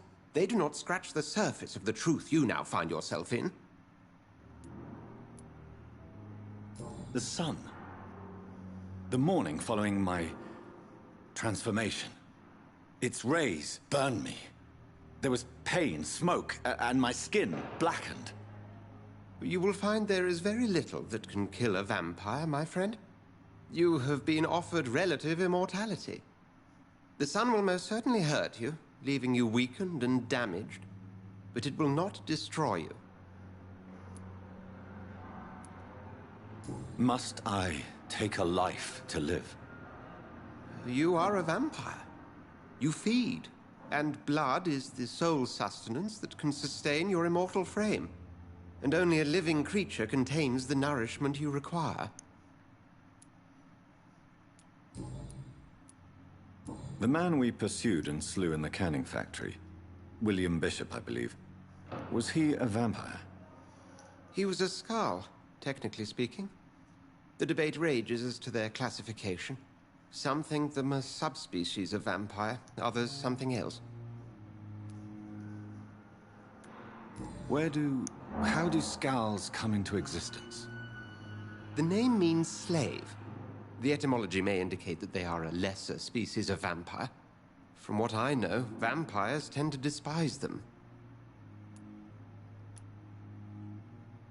Just for clarity, what differences are there between myself and a Skald?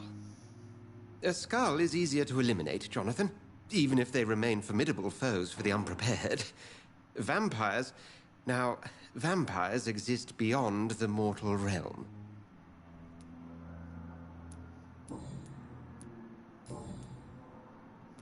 We'll see each other again soon, Edgar.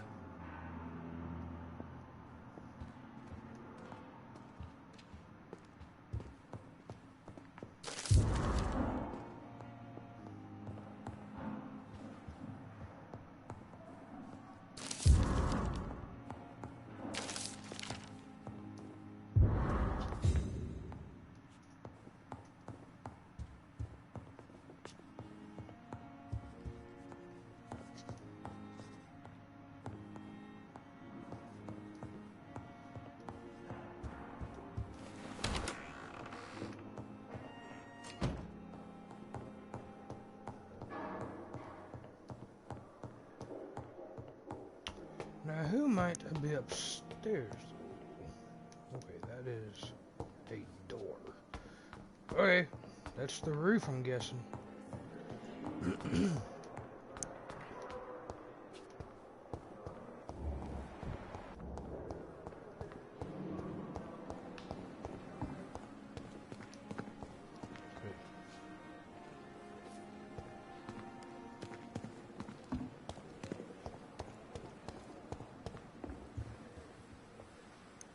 The flu took my dear wife, Emily.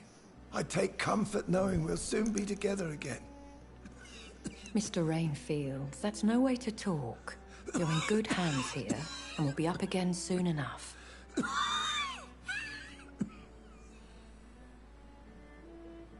Now do me a kindness and get some sleep. I'll be back round later. Your words are kind, the blessings of an angel. You're the sweet, sweet Lady of Mercy.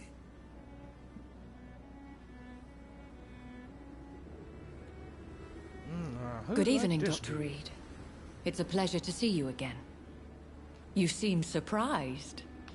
Dr. Swansea has brought me up to speed concerning your recent appointment to Pembroke Hospital. You're a the lady who saved me that night, before vanishing into thin air.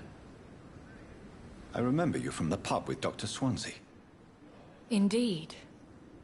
Allow me to introduce myself formally this time. My name is Lady Ashbury.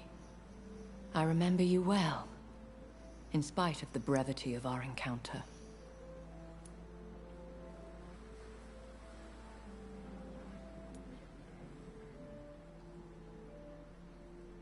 Apologies. You've taken me by surprise. I'm very happy to see you. The pleasure is mine, Doctor. I hope you're more disposed to answer my questions now. You must have countless questions, but our rather urgent matter first. Swansea has explained. My cover, if you prefer, has been compromised.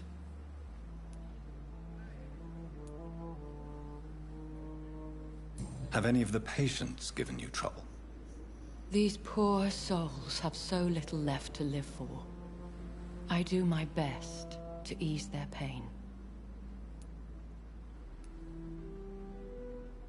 The world would be a better place if it were cared for by women like you. You make me blush. I am simply a necessary evil. Pardon my boldness, your ladyship, but I have questions concerning this condition we share. As a newborn, your hunger for answers is rivaled only by your thirst for blood. But the questions need wait. I'm a scientist. My trade is in the deciphering of mysteries, and I need information to feed my mind. I will gladly answer every question you have, but first, prove yourself capable of resolving my predicament without eating the culprit. Dr. Swansea has commissioned me to be your agent in this matter. You could start by explaining what's amiss. These past insufferable weeks, I've been the victim of extortion. I've made a first payment, but the blackmailer grows greedy. I must refuse his most recent demands.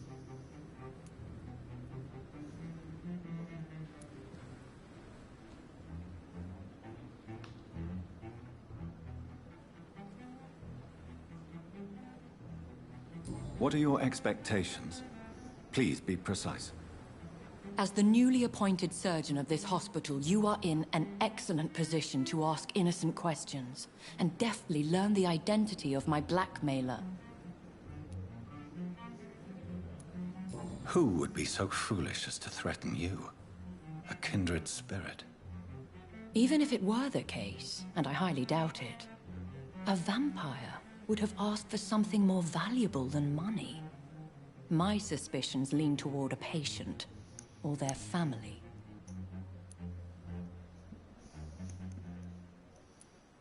If we're dealing with an ordinary criminal, surely you've the means to deal with it yourself, if I may. As immortal tradition doth dictate, all fangs and hypnotic eyes ablaze, the blood would run like a river.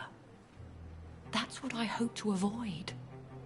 Violence has a tendency to spiral out of control. Please continue. Every detail is essential. I'm your man. My embarrassment in this matter is eclipsed only by my shame at having put the hospital at risk. The threat from our anonymous scoundrel is clear. A list of dates. My visits coinciding with the dates of suspicious patient deaths due to massive blood loss.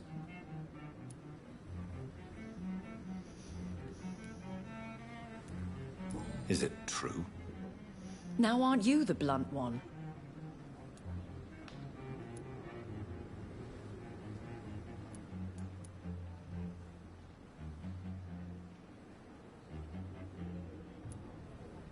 Excuse my impertinence, your ladyship. This is not an interrogation. I assure you that this line of questioning is in your best interest. In all honesty, I'm not simply a patron to the hospital. My visits serve a dual purpose. Dr. Swansea has been treating my condition with a revolutionary technique of blood transfusion. It seems you are a specialist in the domain. I'll take care of it. Do you know where I should start? If that was the case, I'd settle the matter myself. You could talk to our local gossip, Harriet Jones. Not a pin drops here without her hearing about it. I'll meet that woman now. My life, as others know, is in your hands, Dr. Reed. I'm sure of your discretion, but I do fear your powers of persuasion will be put to the test. When this is resolved, I'll be your obligé. I'll answer all questions in regards of your condition.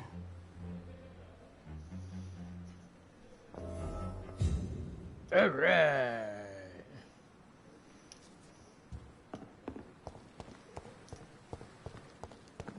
Every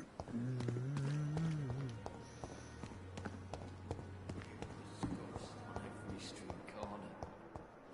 The daily routine.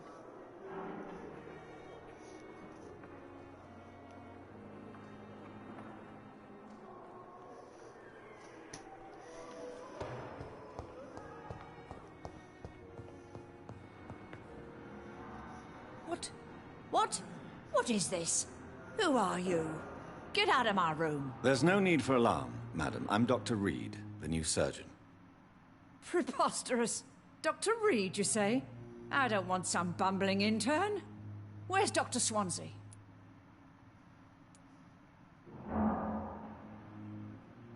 Please, calm down, madam. I assure you that I am highly qualified. I'm just back from war duty. How brave. Threatening an old defenseless woman. You know how long I've been a patient here? You've picked the wrong fight. I'm Harriet Jones. Harriet Jones? Indeed. I've been meaning to have a chat with you. You know what goes on here better than any other patient, I gather. Oh, better than any patient, nurse or doctor.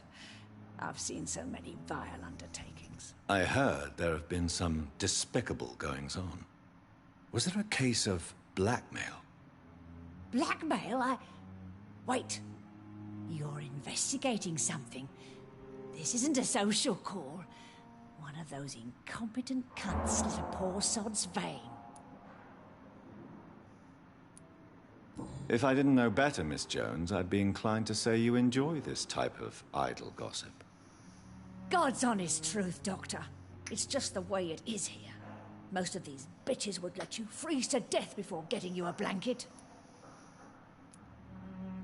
You seem to know more about the goings-on here than anyone else. Beware, Miss Jones, in case suspicion should fall on you. That's it. Blame the old and infirm.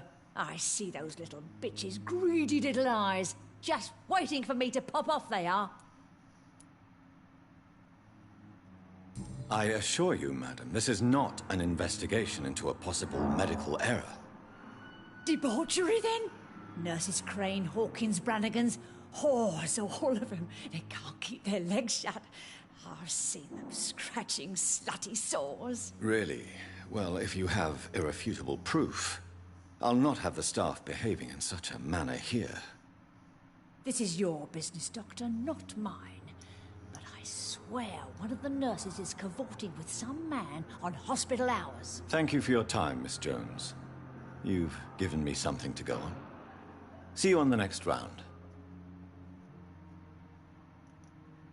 Miss Jones, greetings. How do we feel? Oh, again? Waking a poor old woman in her sleep?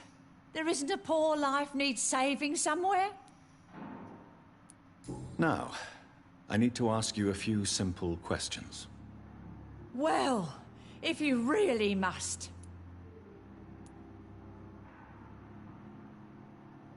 Have you noticed any suspicious comings or goings? It would be a great deal easier to make a list of things unsuspicious in this house of charlatans. Come now, Miss Jones. Surely it's not that bad. Have you no eyes? This hospital accepts all manner of souls, regardless of origin. The proper sick cannot heal. We're kept sickened by the refugees. Everyone here is very capable. I have not seen any instances of unprofessionalism. Thieves and murderers, the lot. People have gone missing here, you know. Poof! Without a trace. If you could just tell me why you were admitted. It's terrible, Doctor. What with a pain in my chest, coughing up blood, and I get awfully tired. Wouldn't be so bad if I hadn't lost my house and all. I see. No one comes to visit, you know. Not even my own flesh and blood. I'll come and visit you shortly. Good night, Miss Jones.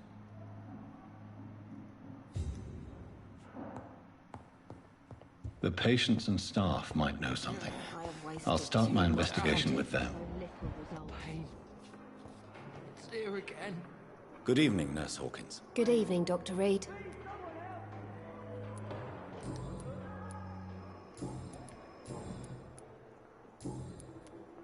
What can you tell me about the strange man visiting one of the nurses during her shift? Let me guess. You spoke with that old shrew, Harriet Jones. Do not pay attention to her, Doctor. She's full of fanciful tales. No matter how you feel about her, Miss Jones deserves our help. Who says I don't care for her? Hate is what keeps that old crone alive. She could have been telling the truth about the mysterious man. That old witch will end up in hell soon enough. Who cares if a nurse finds some happiness where she can?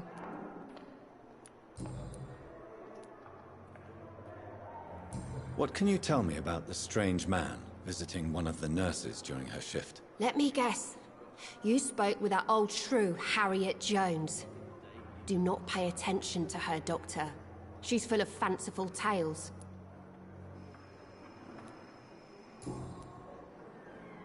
Goodbye, Nurse Hawkins.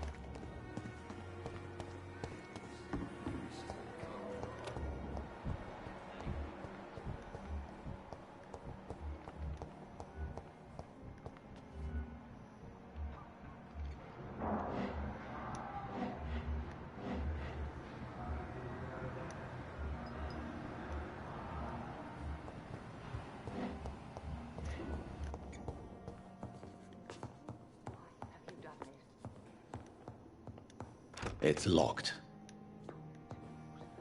I will not let you down, my boy.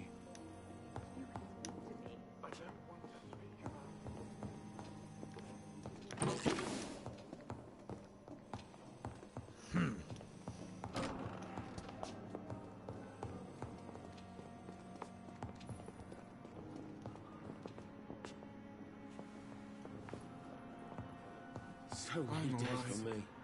Don't we still What a like dumb idiot. How can we be sure we're making a difference?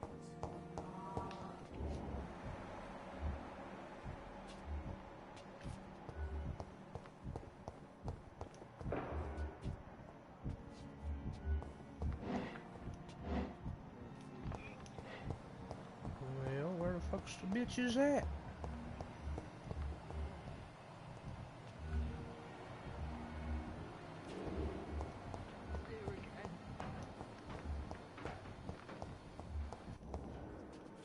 Simpletons, these.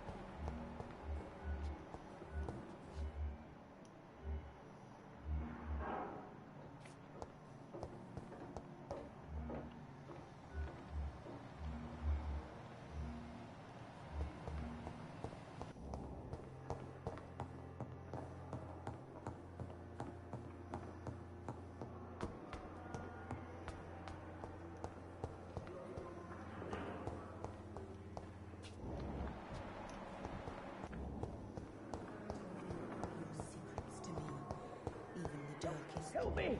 Help! My blood and soul.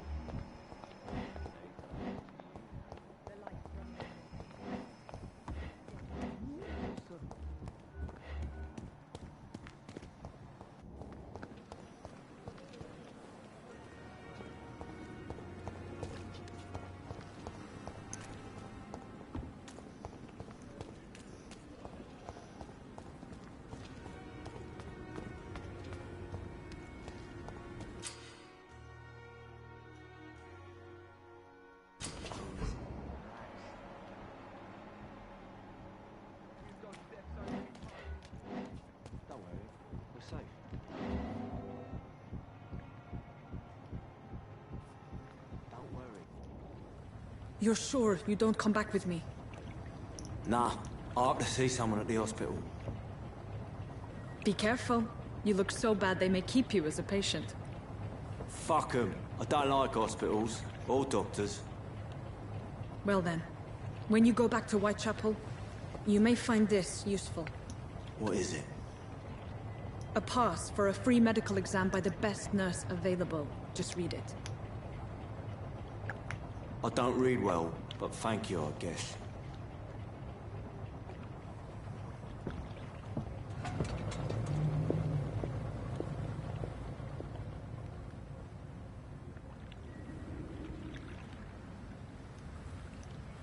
Uh-oh.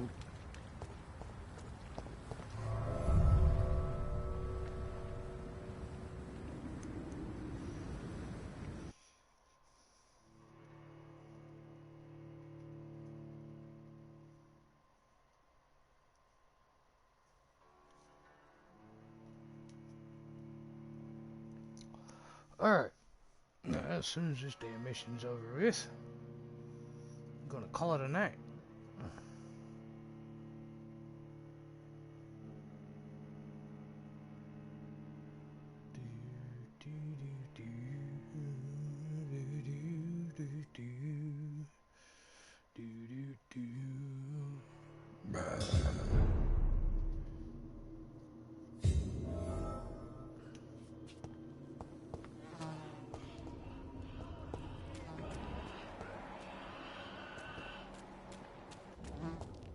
He's locked the door behind him.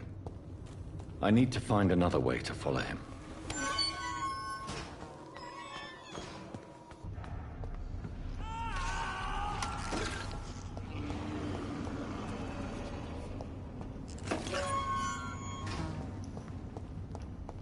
This man has been savagely attacked and dragged to the floor.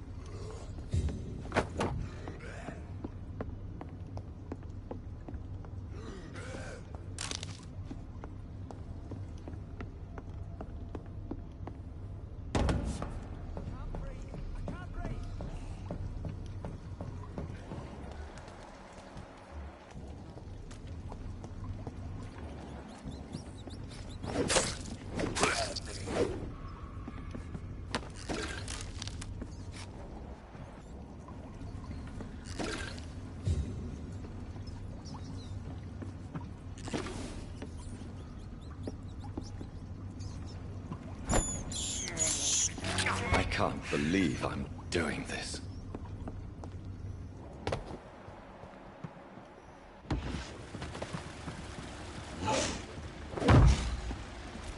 What sort of creature is this?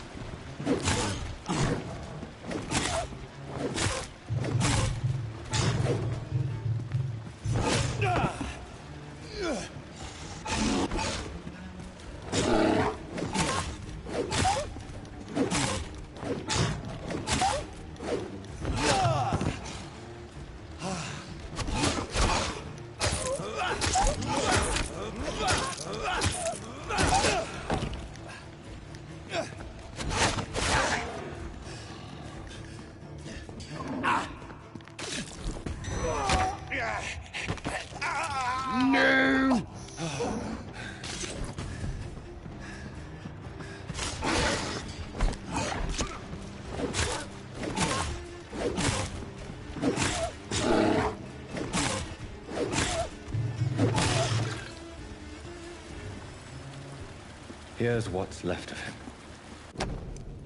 Some voucher for a free checkup in Whitechapel. What is Nurse Crane up to? I really must find her.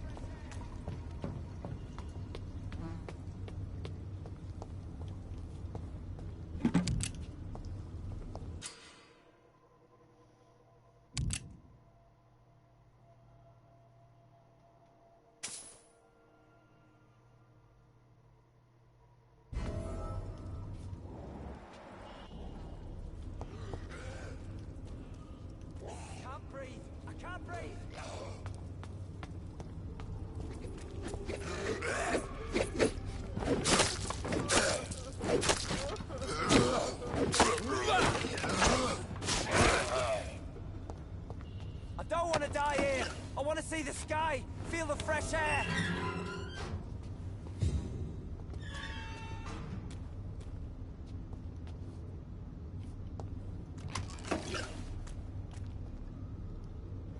Are you injured, sir? Help me get out of here. I need to get out. I'm Dr. Reed, and I'd be glad to help you, but you must calm down first. Please, take a deep breath and tell me your name. Okay. I'm Oswald Thatcher. Please, I need to get out. All right, Mr. Thatcher, you're safe now. Do you think you can reach the street by yourself? Yes, I do. Good. Now leave this place and enjoy the cool night air. It's quite invigorating. I'm sure you'll feel better if you do.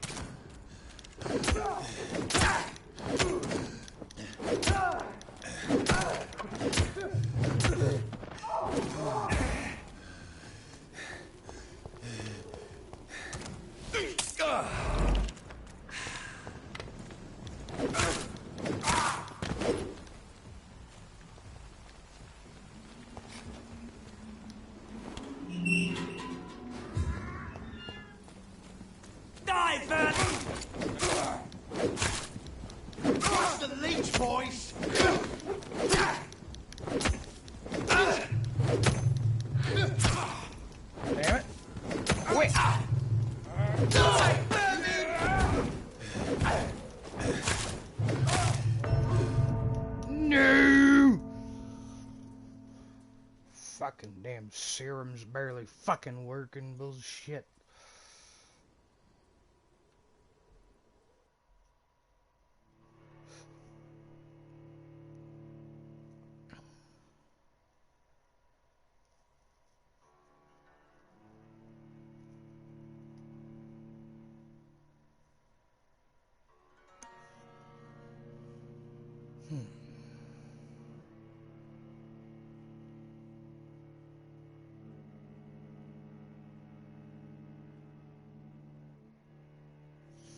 I was over there beating their ass, so.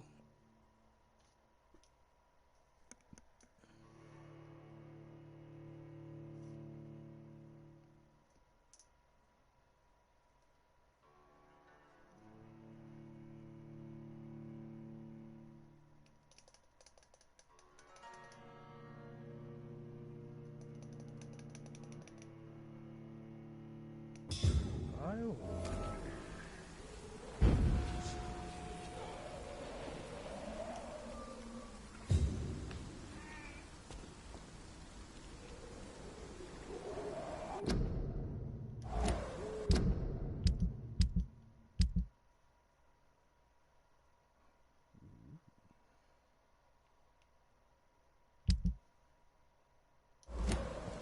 Okay.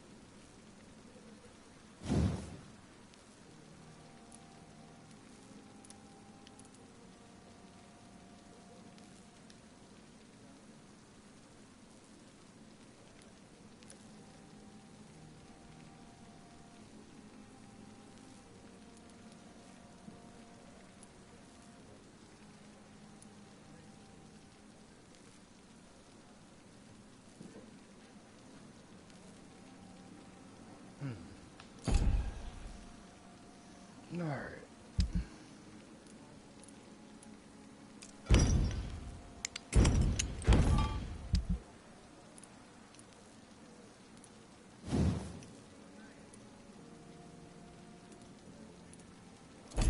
That didn't do shit.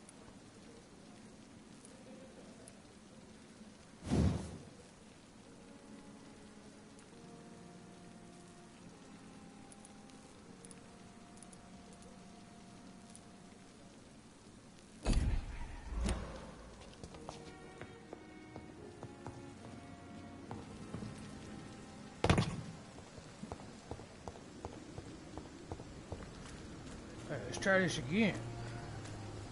But now we got 3 syringes and some other shit.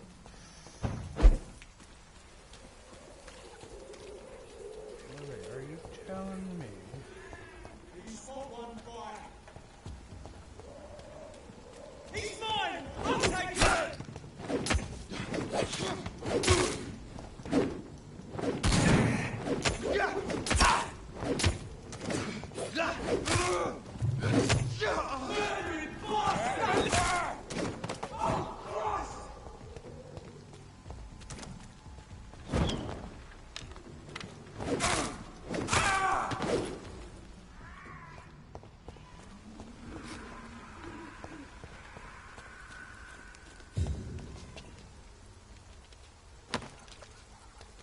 There we go.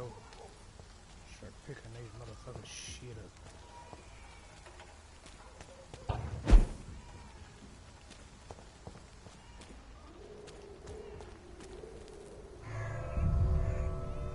Is that gonna sit that? Some shit. Okay, send me through a loading scene. I don't care.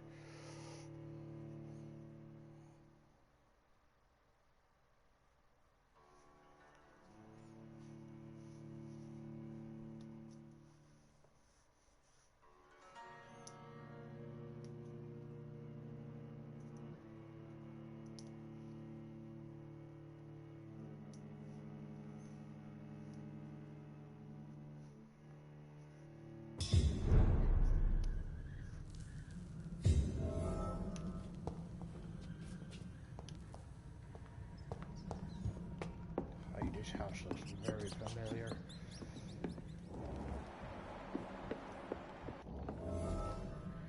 It's locked, all right.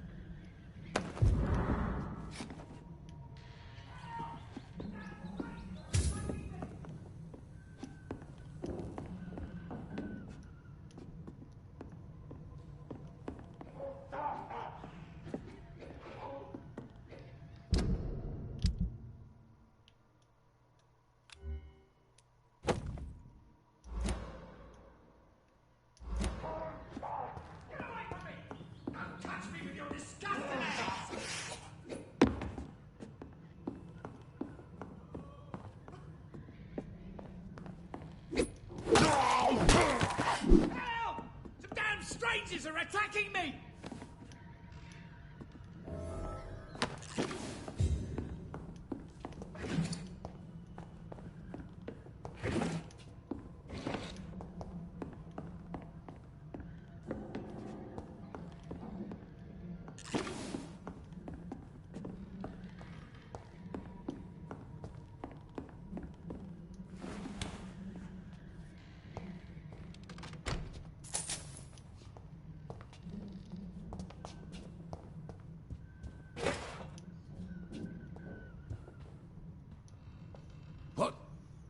What happened? Who are you? It's all right, sir. You're safe now. Oh, a fellow Englishman. Thank you, sir. For a moment, I thought those bloody heathens would kill me. What are you doing here? This place is not safe. Yeah, it's a cesspool, but it's mine. I came to collect some overdue rent, but those who still live here have gone completely bonkers. You're very lucky to be alive. Yeah, filthy immigrants. Fucking savages, every one of them. And now with this bloody fever, they're just animals. You can find safety of sorts in Whitechapel. If you're quick and cautious, you'll be able to avoid the savages.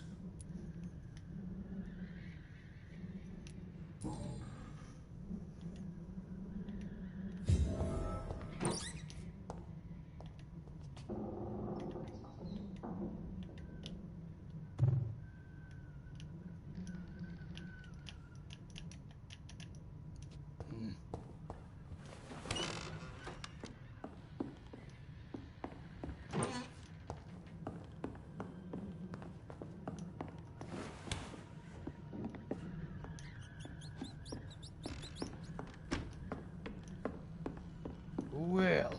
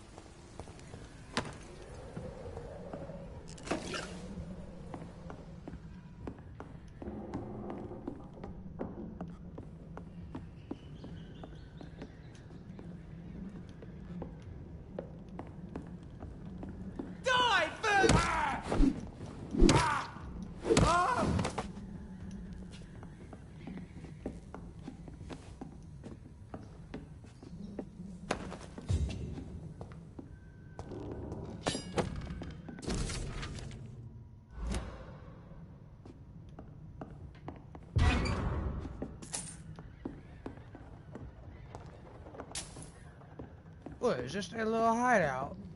I just ransacked their little hideout. That works for me.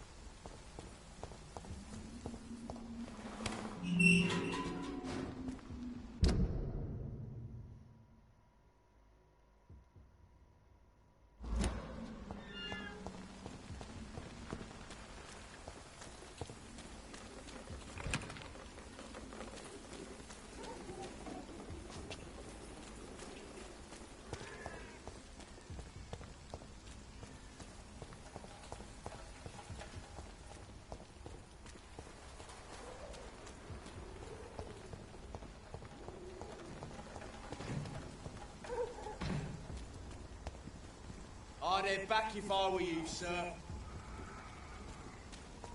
It's a leech! Stupid beast!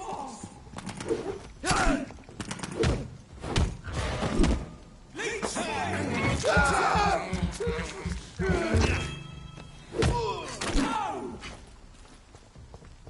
Snuff it, leech!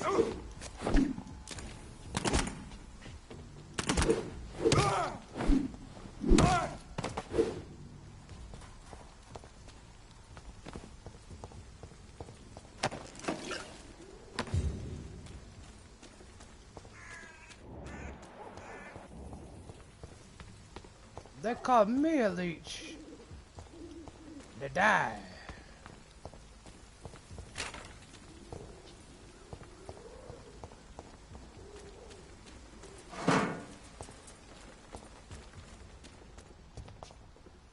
Alright, looks like I'm gonna be going into this building here because I know this one guy, he wanted me to save his or whatever, fucking investigate something. So what do we got in here? Got some coins. Not a whole lot here, just a small little room.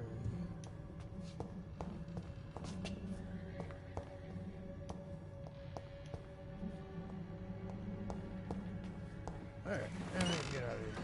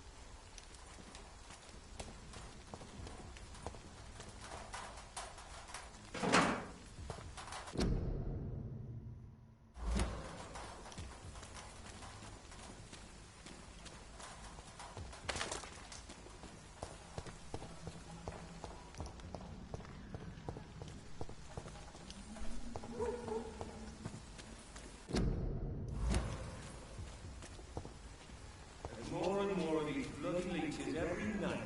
Aye, but the god is mine! Over there!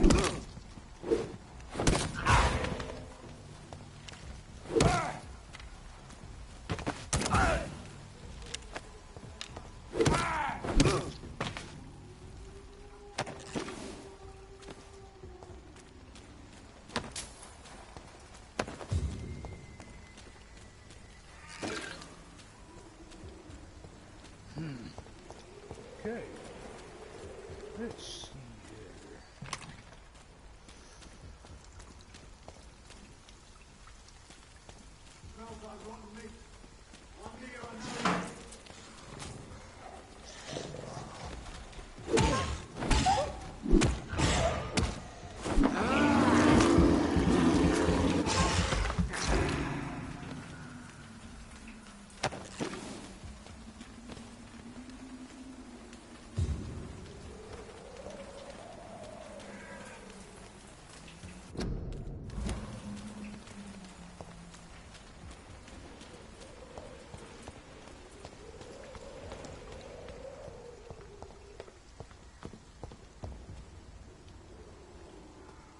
There's safer places to be than here. Die, vermin!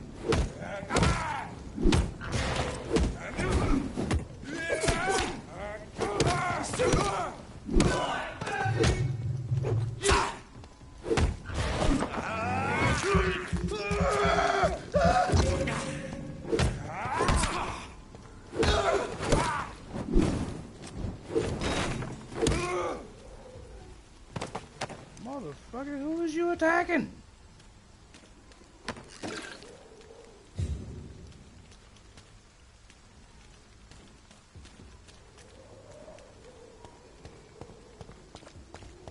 That's just terrible.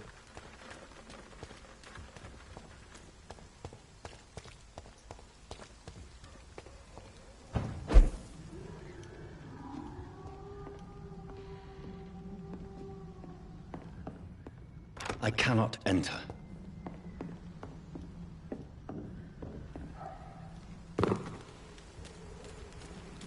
It's locked, all right.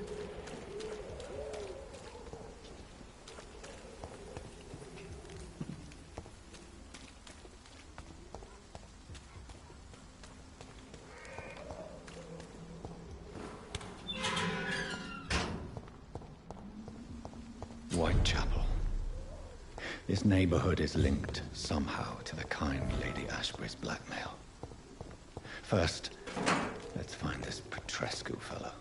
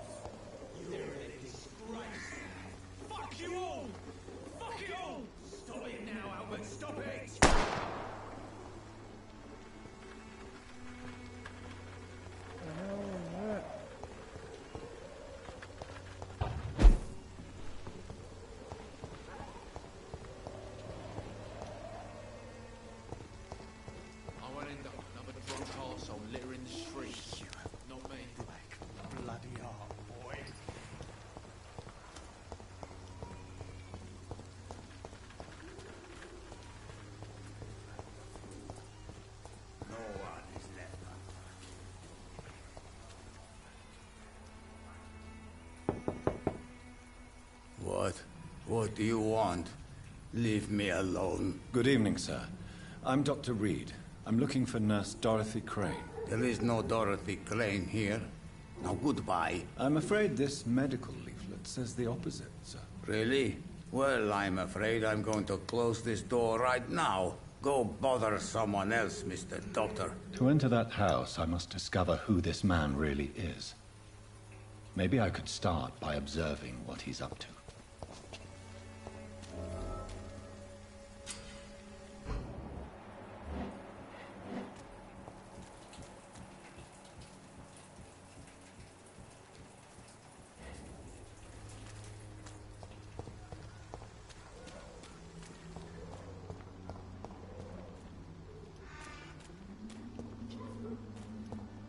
I gotta find a way through.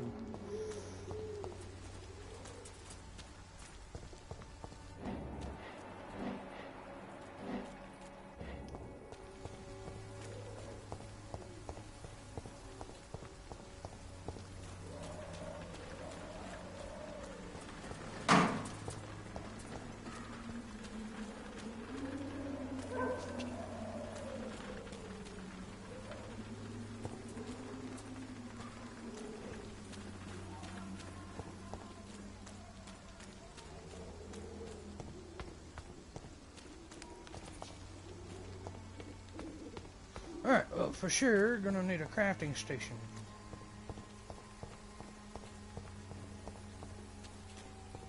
This man has bronchitis, and we can cure that.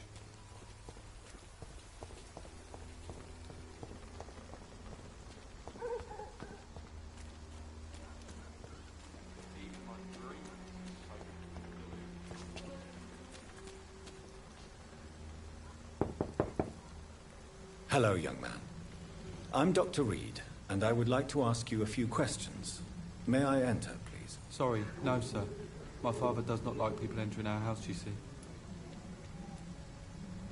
Your father is worried about you, boy. He asked me to look for you. So my father actually worries about me, then? Okay, then. Come on in. I'm a Harry, by the way. Even my dreams are soaked with glue.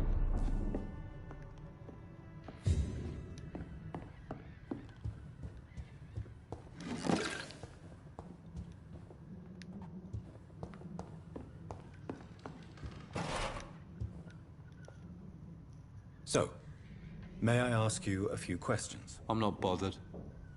What could be worse? Do you know Nurse Dorothy Crane from the Pembroke Hospital? I'd like to know more about her. Yes, I know her.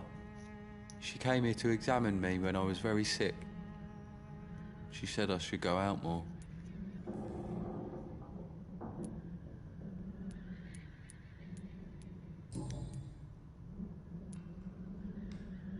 How do you feel? I'm fine. I mean, it's not easy every day, but I'm fine. I'm just tired of being sick all the time. If only I could be tough like... well, you know. Speaking of which, what can you tell me about your father? My father is an idiot who makes idiot things. That's all I have to say. Forgive my bluntness, young man, but you don't seem happy living in Whitechapel. Why should I? I never wanted to come here in the first place. It was my father's decision. And look around you. Does this look like a nice place to live?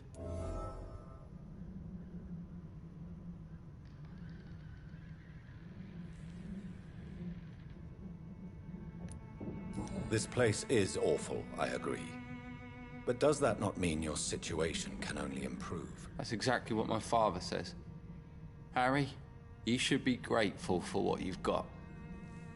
But I wasn't even consulted when we moved here.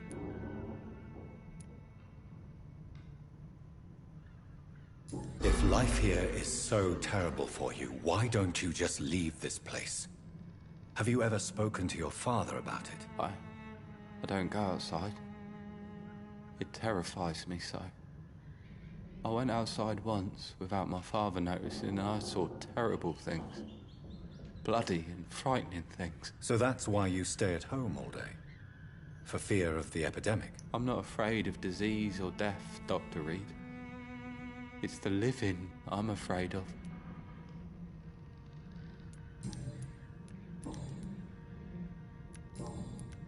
Goodbye, young man.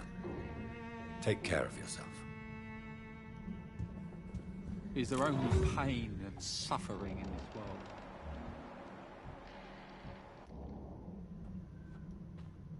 So, may I ask you a few questions? I'm not bothered. What could be worse?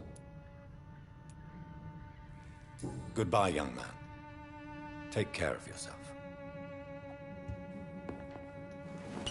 Even my dreams are soaked with glue.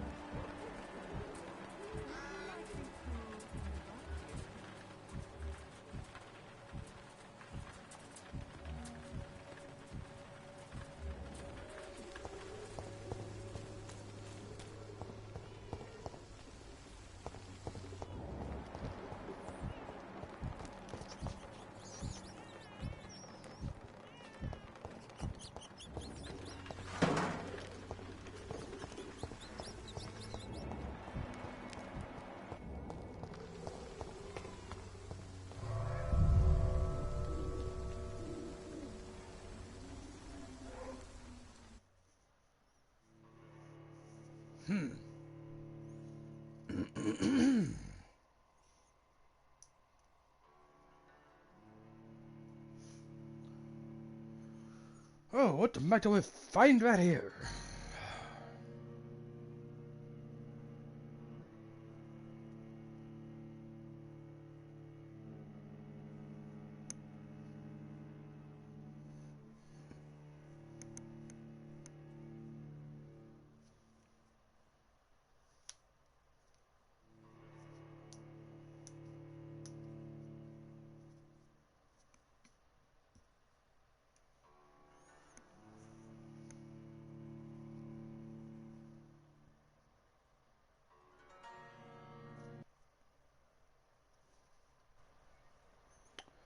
What?